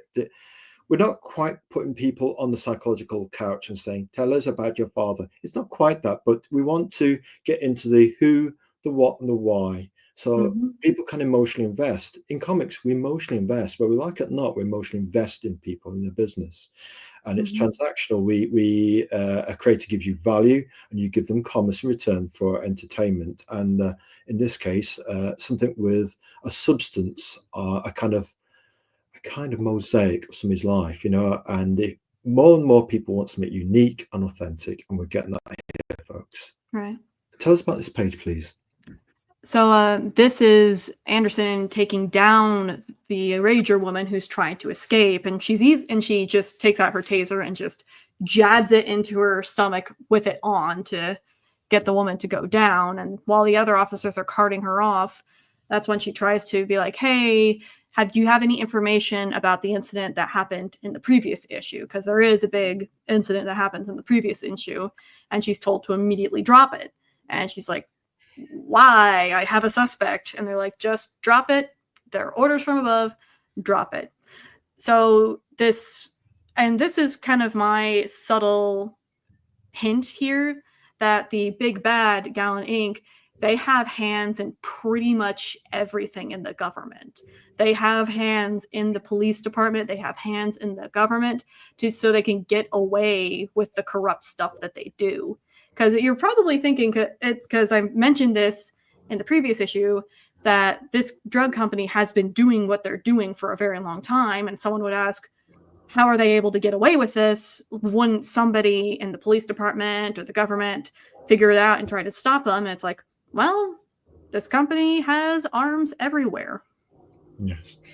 Almost that kind of technocratic kind of almost heading towards oligarchical kind of feudalism. And you're thinking, once you rise above even state level power, where the politicians are almost seemingly salesmen and women.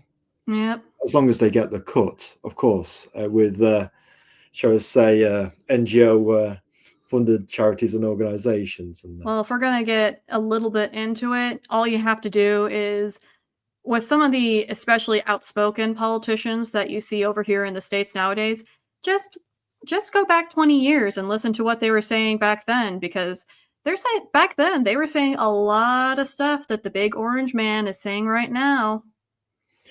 I'll tell you what, folks, it's lovely. In America, you have something called, what's that? The Constitution and the Bill of Rights. But here in Britain, we have something called the Magna Carta, which has been rewritten over with corporate legalese. And obviously, in our country, we obviously we can't talk about certain things. Obviously, during this interview with Heather, we've blinked. Is it once for yes and blinked twice for no? You'll just see that now and again. We don't be issue with a non-crime thought crime. Sorry, we're just getting some up from the law. Wait, what's that? We can't talk about those things. Oh, apparently we can't talk about those things. Our lawyers just told us to get back on with the interview. Anyway, moving swiftly on, we've got not only issue 1, but issue 2 of Next Evolution, which we have, but it appears that we have creative momentum. Bringing us to Next Evolution 3 by Dream Team, Veley and Jimenez. Here's a preview of issue 3 cover. Heather, we've got it in color and glorious slice of life noir. Tell us about these two glories. And while you do that, we just want to put on our makeup light to get rid of A, our crow's feet, and B, so we don't look like a dox. If Lord, you've got the floor, go. All right, so this is the cover for the 3rd issue. This is the one of the climaxes that's going to change the course for a couple of different characters, and it's very much Skylar running into this big fight. She's initially has no idea what's going to happen, but it's going to reveal a whole bunch of things about what the bad guys are actually doing, who is actually a bad guy, and how we are going to move forward after this event.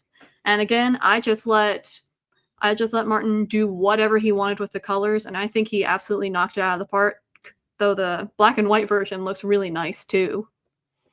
Yeah, for every special guest we have on the show, Heather, we always have a slight thematic cue with our makeup light.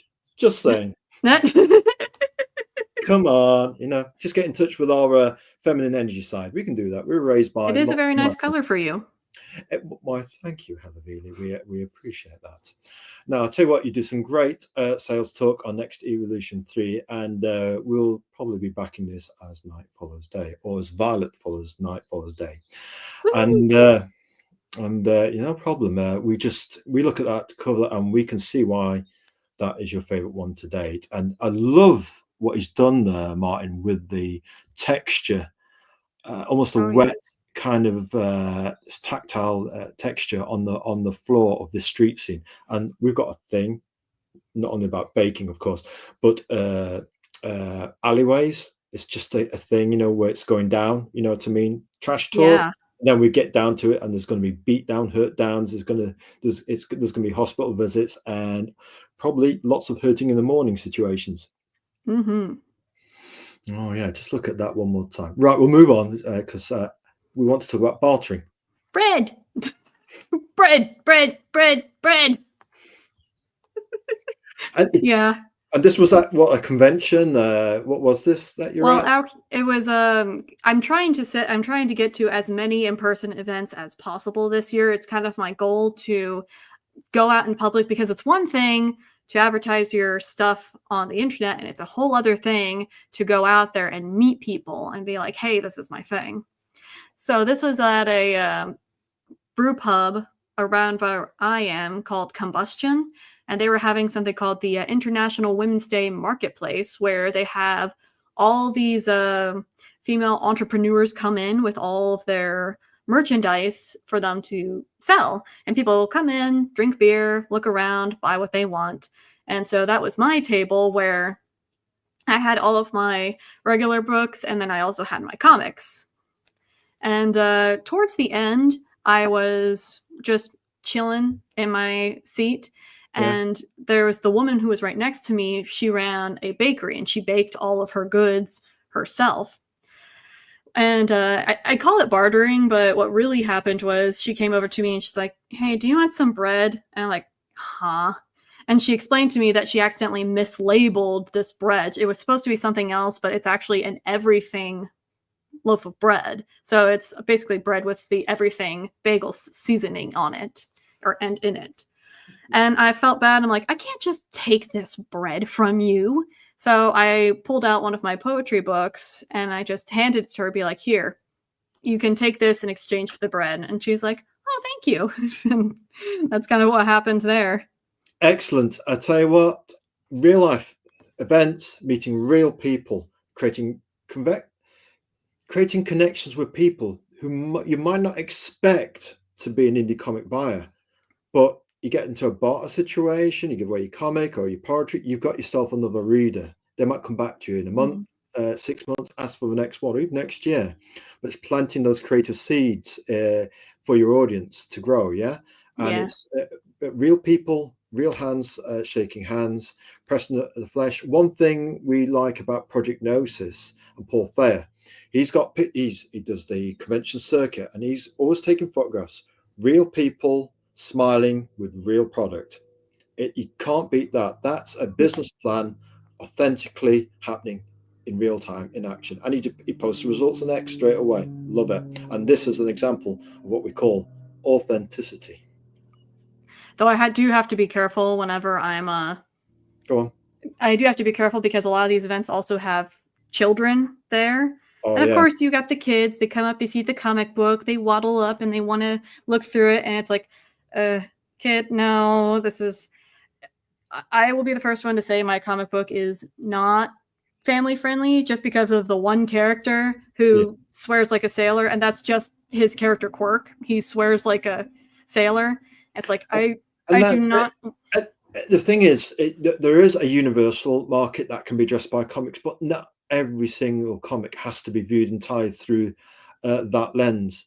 Uh, Heather Veley has got a kaleidoscope of richness in her comic. Yeah, it's Yeah. you know you're going to have one character who's going to be more grown up, and you've got to have at least some aspect of that. I mean, you can't have all the movies being straight down the middle appealing to 7-year-olds or straight down appealing to 15-year-olds and catch by corporations that are trying to that try to appeal to everything, as we found out in the last 10 years where Captain Kirk went crazy and took over the Enterprise.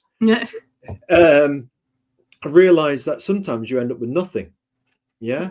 And it's better to get most of the target audience that you're kind of trying to appeal to. You can't please everybody. You can't appeal to everybody. So, Nope. yeah, I mean, we would say that Next Evolution is a more adult orientated book. Yeah. You know what I mean? Yeah, I would say You that think too. and you And say that, and that's fair. Yeah.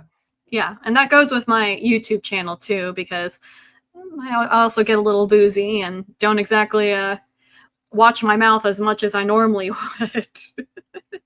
How do you find these events? Do you get people, good interest, people passing by? You know, you're just getting started. What's the kind of like feedback so far that you're getting and sales and stuff like that? Or you're just in building mode and it's kind of trickling in, it's coming? How's it well, going? well, it started when because I write free verse poetry and short stories too, and before I got to making Next Evolution, I was just trying to find events for my poetry books, and my dad invited me to this one book fair he was going to that happened to be run by a publishing company. And once I got into that book fair, I did well. I made a good first impression.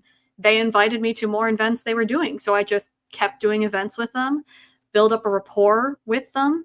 And now I just kind of have all these different events that I go to. And sometimes I have people come up to my booth and be like, hey, do you want to come to this event that we're hosting? And I'm like, sure, that sounds awesome, really. So it's becoming organic then, you know what I mean? It's becomes its own creative wheel or snowball running kind of snowballing down the hill. Uh-huh.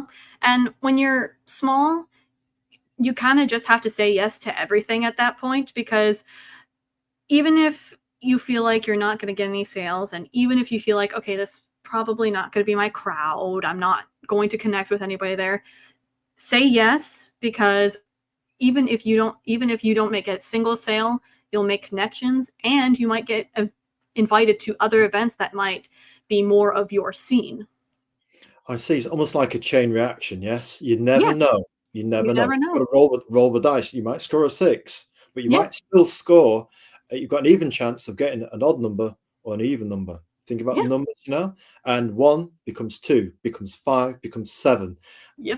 If you've watched Heather Veley's YouTube show from afar, then you will know that that 10 becomes 12, becomes 15, becomes 20, and we're now over 20 subs followers on 22. YouTube. Yeah. 22, very good, very good. And Same with my blog. I mean, my blog, not for everyone, yeah, but I've got quite a few followers there too. good review on John's Longbox's Heroic Tales, we might add. Yeah, thank you. Good job. We just caught that just saying when we were finding out 1 or 2 things about you. we sent our crack reconnaissance team folks to find out at a respectful distance, because obviously we don't want our reconnaissance team arrested by the police and have to explain why they're in somebody's vicinity or in the garden. You have to be careful about these things, you know what I mean? But you have to do your due diligence for the show. Right then, will I like Next Evolution? We love that noir image there, street level noir. Who's it for, Heather? Well, like I said, it's for a more mature audience, and it's for people who are into action. It's for people who are into figuring out the conspiracy, the big conspiracy that is currently going on. It's also about watching characterization play out, because the characters, I think the only two characters who are probably going to stay relatively the same are Skylar and her friend Julian. The other characters, they will evolve throughout the story once more facts get unfolded. And you might be surprised by which characters will either make a turn, and if they have a very specific reason why they are aligning themselves this way or that. Yes, So absolutely. if you like that kind of character work, you will also like Next Evolution. We do, and we gently say that we're waiting for issue 3. No pressure, Heather, Team Heather and Martin Jimenez. Just take your time, man. We haven't got the shakes. Don't worry, it will probably be out in the next couple of months. Where he's still working on page 9. So page 9. So it's important for him to absolutely get things right. He's probably, he wants to get it right for you and for himself, of course. Oh yeah, and he sends me proofs before we greenlight it for it to go out. So I am also so I make sure that everything looks good. Yeah. All right. So you read through the proofs, and again, same thing you were saying earlier about the proofs being sent to you from the printer. It's just a chance to double check, with your editorial eye. You can visual edit his work in a sense and say, is it looking right? And there have been a few times where he sends me a proof and it's like, hey, can you tweak this a little bit? Or hey, what's going on in this corner here? It looks a little funky. Do you mind reorienting it with it? And he is very good with being like, oh yeah, sure, I'll redo that for you. Like, it's no hard feelings for him. He is a professional at the end of the day. So when I'm telling him, hey, can you tweak this, he's very good about, oh yeah, I will definitely tweak this.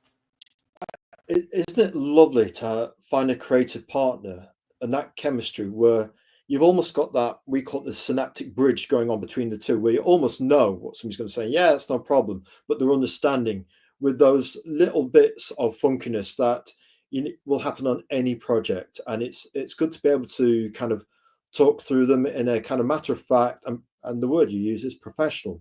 And perhaps indie comics, both in creating product, conviction, marketing, and in terms of our tribal friction that you get in terms of just aim for professionalism, and that's going to build your audience long term. Oh yeah. And I'm not going to sit here and pretend that the working relationship was perfect right from the start. We had our bumps in the road with Next Evolution #1, where he's like, hey, this particular page, I don't know if it's going to work for me. Is there any way you can rewrite it, or any way you can redo the panels so that it can work with my style a little better? And I'd be like, sure, no problem. Or sometimes I'll make a goof in the script and he'll be like, hey, can you make sure when you send your scripts to me that you double, triple check that these scripts are written well, because he's doing the lettering too. And he's like, I need to make sure that these scripts are perfect before we get this all done, so we don't have to redo the lettering over and over and over again. So I'm not going to pretend that the working relationship was perfect from the beginning, but we have gotten to a point where we know how to communicate with each other a lot better than we did at the first comic. So the Next Evolution is evolving inside and out. The Next Evolution was the friends we made along the way. Indeed. We like that. Very good. Now, why do you create indie comics, Heather? And when did your journey start with indie comics? I mean, is it the creative control? Is it the chance to work, be part of a cool community, the freedom to express yourself at the Wild Frontier? Why not go and work for Marvel and DC? You'd love to work for those two and submit work to them. Well, it is what you said. I liked having the creative control, because while I'm pretty sure that somewhere like Image would be ecstatic to have something like Next Evolution, there's always that nagging feeling of they're going to look at this and they're going to be like, hey, can you tone this down? Or hey, can you change up these characters? Or hey, we don't like that you don't have this, this, and this here. Can you add this, this, and this here?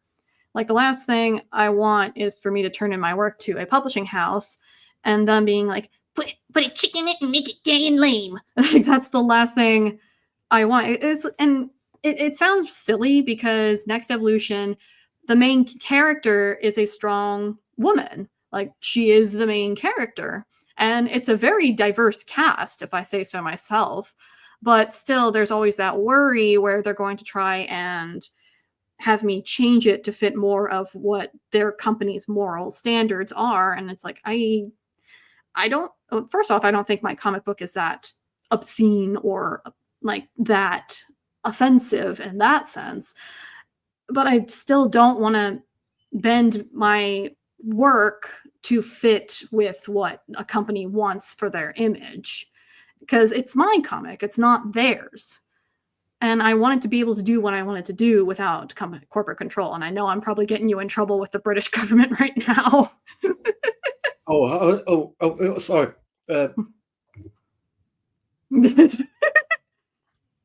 Yes, folks. That was, if just consulted with our lawyer again, apparently we can give that answer 11 out of 10. But beyond that, we can say nothing.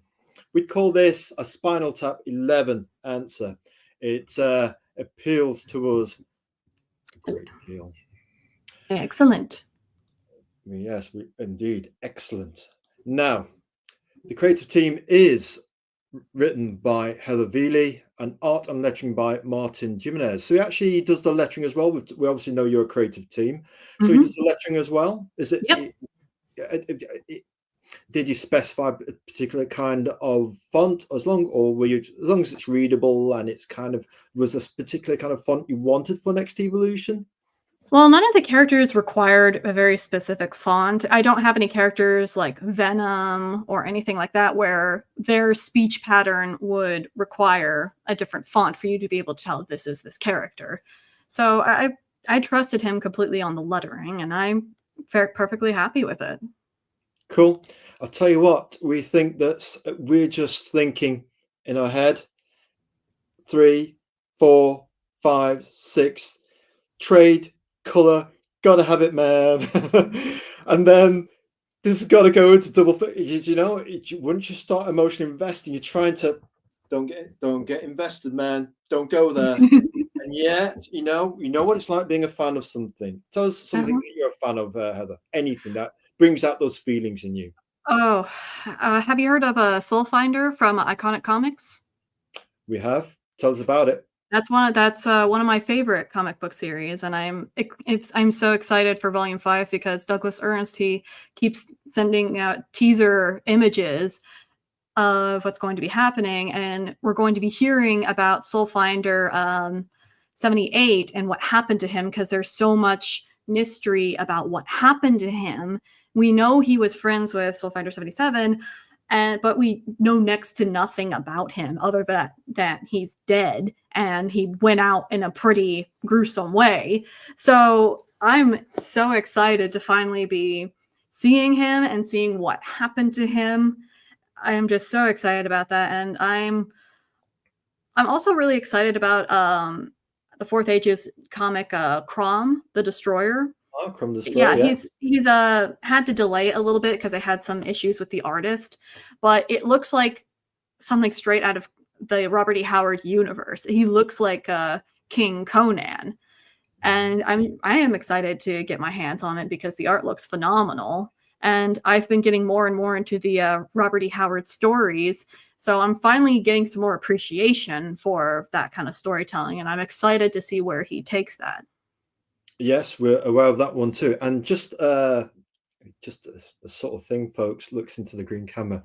Did you notice Heather's energy change from authoritative, creative indie comic book creator and omni and professional author person to, gotta say this, folks, to, won't say gushing, but a fangirl. Energy was slightly different, but we just had to do it, man, and it's cool. Thank you. We appreciate that, really do. It's and we, even though we create, we can still be fans of stuff. Even though we see how the strings pull the marionettes and the puppets in our own universe, we can still let go and be open to, what's that word? Fun. To suspension of disbelief from another creator, yeah. Yeah. that's lovely. You know, where you don't lose that. For a while after Watchmen, everything was so deconstructed, and the Dark Knight, it put us off superheroes for a while, actually, and comics in general. So Yeah, and as much as I do appreciate Watchmen for what it is, it did lead to a lot of people just wanting to recreate it, and so many people just trying to make the next Watchmen. We're going to make the next Watchmen. And I think it's incredibly unfair to blame Alan Moore, and it's incredibly unfair to blame Watchmen because it never was supposed to be a trendsetter. It was supposed to be its own thing. its own thing, yeah. And even though DC has tried to bring Watchmen into the DC universe, and all of the DC fans were like, no. No. Like trying to put Eternals into the Marvel universe. Jack Kirby was kind of telling Marvel, yeah, I'm back, but I want to do its own thing, keep it separate, its variation on the Greek gods. But hey, corporations, they just can't help themselves. You know? And there is a place for some deconstruction here and there because superheroes are always evolving. So you can't just keep doing the same thing they were doing back in the 60s. So some deconstruction is always necessary to a point. But when you're just taking down everything for the sake of it, that's when fans get grumpy, to say the very least. That's when fans get very, very grumpy. Yeah, we don't want to switch and bait. No. We're not daft. We know what you're doing. You just want the money. Just be honest. Say, look, we just want to make a lot of money. This is a soulless recreation. Do you want to buy it? We'll probably go, still no. What gets me is when they do the bait and switch with just either different characters or a different type of story. Like, oh, this is a Star Wars property, but actually it's just a coming of age story for like this character. And it's like, you know what? A coming of age story is fine. And if you had just said it was that at the beginning, you could have just let people decide whether they want to watch it or not. But don't pretend it's going to be one thing and then deliver a completely different product. That's when people get unhappy. That's like putting out on your sign, hey, we sell burgers. And then you get in there and it's a hot dog stand. It's like, I would have been fine with a hot dog if you just told me this was a hot dog stand, but you promised me a burger and I wanted a burger. Why are there only hot dogs here? Exactly. And, you know, just tell us it's meat grown in a lab and will make us very poorly in 20 years' time. Just tell us and we can make an informed decision. Anyway, moving swiftly on, you're going to get yourself dragged off, Mr. Azrael. You just behave yourself. Crowdfunding, obviously, it's gone, but we need to celebrate the fact that A, it was a success, and B, you racked up what? Just over 1,000, almost 1,600 quid in UK speak, in sterling. And that's your first campaign, yeah? And you say, I'm a blogger and aspiring comic book writer. Next thing, you've got 1,600 quid. It's a 22-page black and white, not color, folks, black and white. So some people out there appreciate the source, the storytelling medium of choice, folks, black and white. And if you're going to hold out for the color, don't worry. After number 6 does its thing, it can be compiled into a lovely trade back with glorious Martin Jimenez color. Yeah. So how did the campaign go on running one for the first time? Was it easy? Well, here's a confession I am going to have to make. When I shared the campaign, this is what we've been waiting for. It's a little bit embarrassing, but when we want to hear it, folks, so we're just going to recline in our chair, especially if it's embarrassing.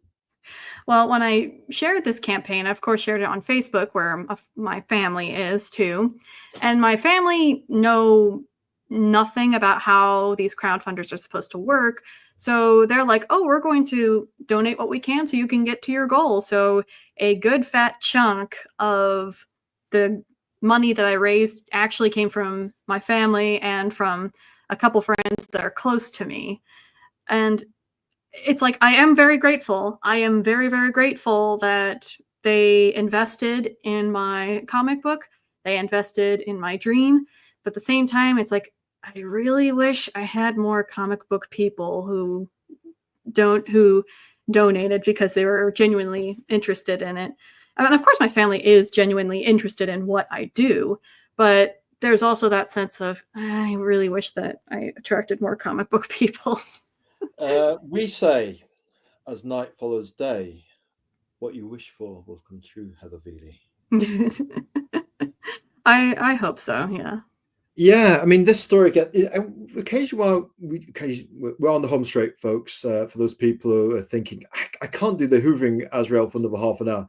Uh, the story, Sky. We look at different inflection points. The story, Skylight's a super strong, yet slightly unstable woman known as a rager. Great term. Who decides to go after a pharmaceutical company, as we've discussed. We also like here that she's joined by her friend Julian, a computer hacker, to uncover the truth and stumble on a massive conspiracy to change the genetic makeup of the human race. I think that's a bit of nuance that we wanted to pick up on, and that was on the campaign text. Despite the obstacles, she keeps fighting to stop the corrupt individuals behind the scenes and right the wrongs of the past. So you've got a sense of ongoing justice, a kind of moving geopolitical kind of field of chess pieces. So just a little bit of nuance here, Heather, that, she's got somebody to help her. She's not just on her own. And this big kind of conspiratorial thing of using gene therapy when it's not really a vaccine, folks, it's a gene therapy. Yeah, it's the thalidomide incident, but they were doing what they were doing on purpose, which is horrifying. It should horrify you. It should horrify. And it shows you that unless we keep an eye on the levers of power, even the people who seem well-intentioned when they go into positions of power, they seem to suddenly change. And we often think, why? Is it that power corrupts? Absolutely, Heather. I think it's more absolute power corrupts absolutely. Because power in and of itself, if it is used responsibly and it has its own, like, I'm going to sound like a complete American here, but it has its own checks and balances, then power is not necessarily a bad thing, because as much as we don't like the government, and I don't particularly like my government, no matter who's in charge anyways, we still need a government, and that government needs power in order to be able to do the things for the people that it needs to do. Make sure the roads are in order, make sure the schools are in order, make sure that this an agency is doing what they're supposed to be doing. So there does need to be some power, and you just need that power in order to make things work. However, once you get the absolute power and you get it into the wrong hands, and that's when the problems start to happen. Yes, Heather. Moving swiftly on to the next slide, folks. We're going for so the crowdfunder. The inspiration, as Heather's mentioned, was twice in this chat, is Next Evolution is a story I've been dying to tell after working as a cleaner in a drug manufacturing plant. Interesting. It explains our slightly probing question earlier, but you can be patient as a guy, just see where the answers go. And that. Oh my gosh, if you could see the chaos that was happening in that facility, you guys would be very worried about some of the stuff that doctors were injecting into you in the hospitals. And the company will remain slightly nameless, so Heather and ourselves don't get sued into oblivion. Yes, but what Heather's telling you there is, she has seen things, or things she's seen, a bit like Rutger Hauer in Blade Runner during his little confessional at the top of the building. She's seen things, all in the rain of tears. Now, obviously inspired by real-world events, indeed, we say, and featuring art by the talented Martin Jimenez. Just got to say his name one more time. And Transmetropolitan, we did actually read I think a volume of that from a Midlands library once upon a time. And yeah, we might check that out again, actually, especially in light of the fact that you were suitably inspired by it. You can even go back to an old classic based upon what an indie creator is creating. That is testimony to what you're doing, Heather, if you're making us reevaluate stuff and ask the question. Right then, we have got, what advice would you give to aspiring creators? On this show, we can be watched by creative families. We listen, we learn, and we share. As our resident creative expert, Heather, what say you to people who want to give the wild front of indie comics some exploring creatively? Keep doing what you're doing, push forward, but don't quit your day job just yet. I know I'm going to sound like a grumpy old lady here, but for the love of God, do not quit your day job just yet. Because especially when it comes to indie comics, it is grueling, it is frustrating at times, and you're going to come up short on funds on more than one occasion. you just are. And it's going to take a while for you to find your footing. So that's why I say keep making your art, keep making your connections, and keep pushing forward to bring your dream into reality. But you need to be practical. Make sure that your bills are paid, there's food in your fridge, and there's a roof over your head. Do not quit your day job just yet. I think that is sage advice. Absolutely. It's balanced advice and it's realistic and authentic advice. Absolutely. Absolutely. Now, Heather, we're perhaps looking at your work, the next evolution, we might know. But what superhero would you be if you could? That's a good one. Let's see what. It's just I never really think of myself as a superhero. I kind of just think I don't think of myself. I just think of myself as like what you guys would call an average bird. But I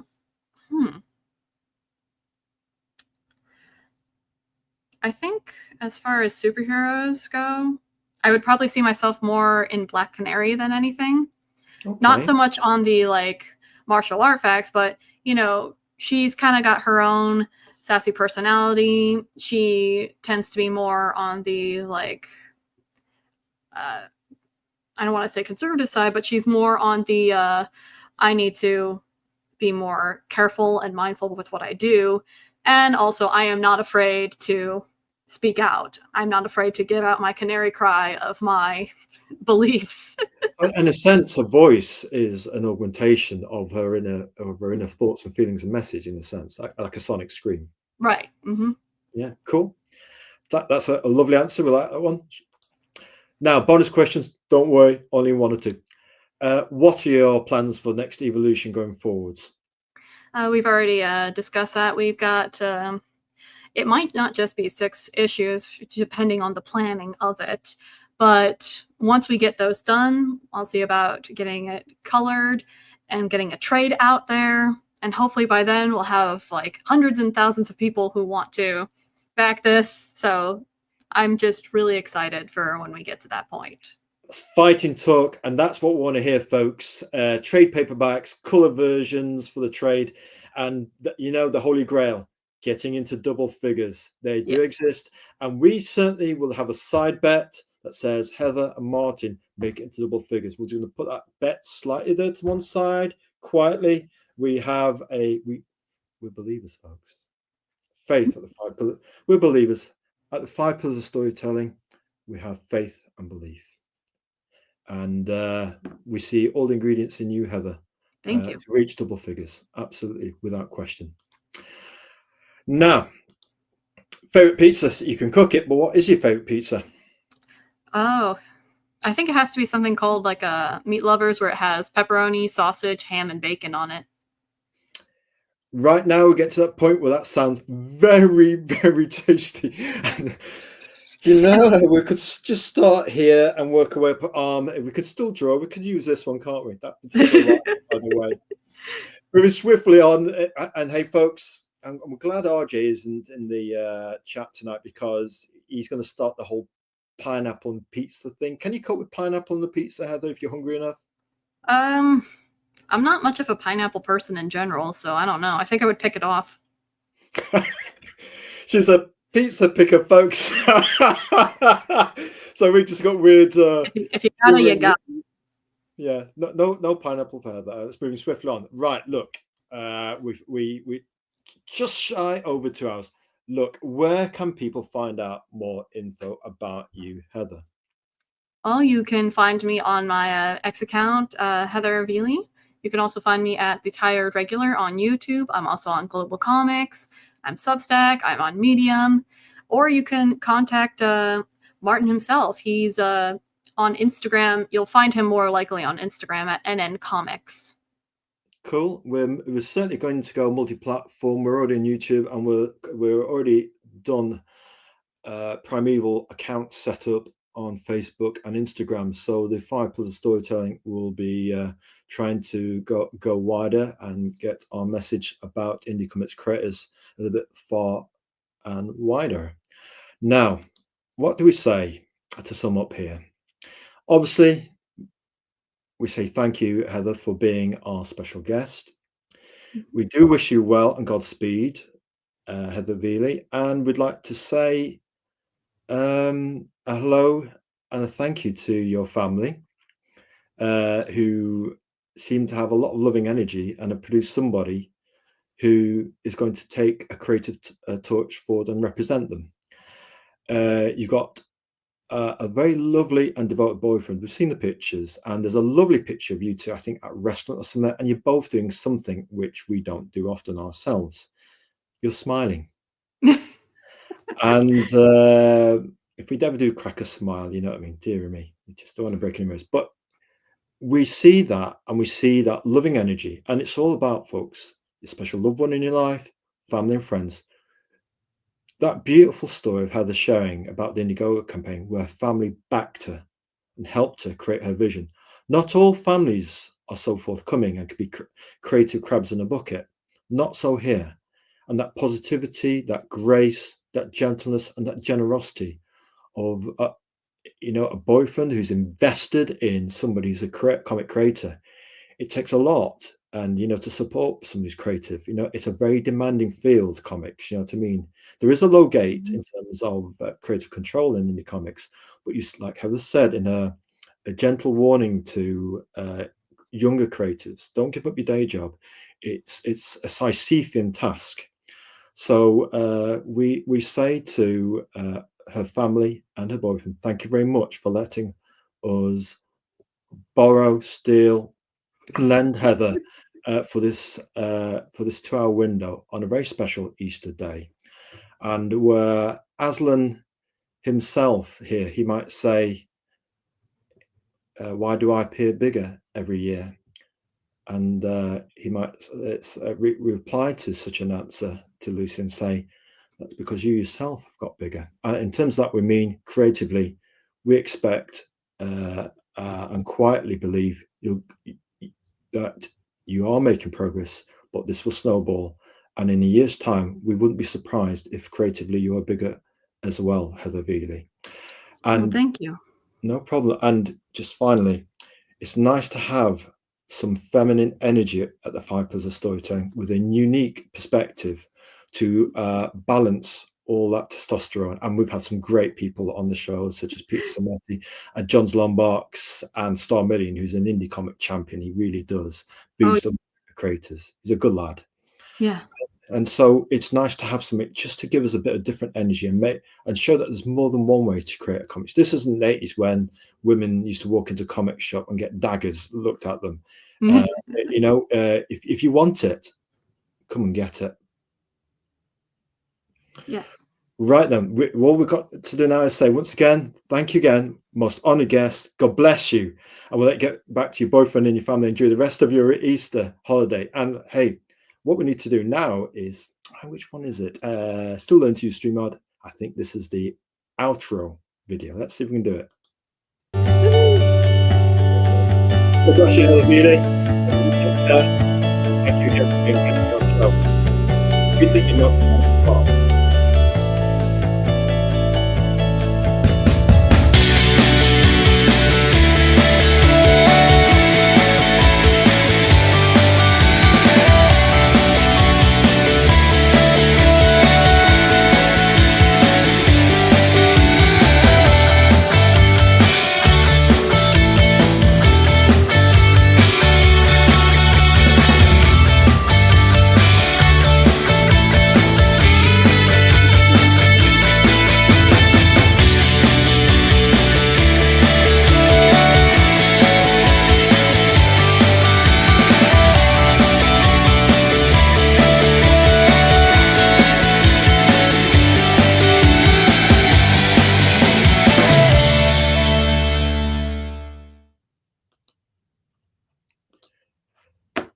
Now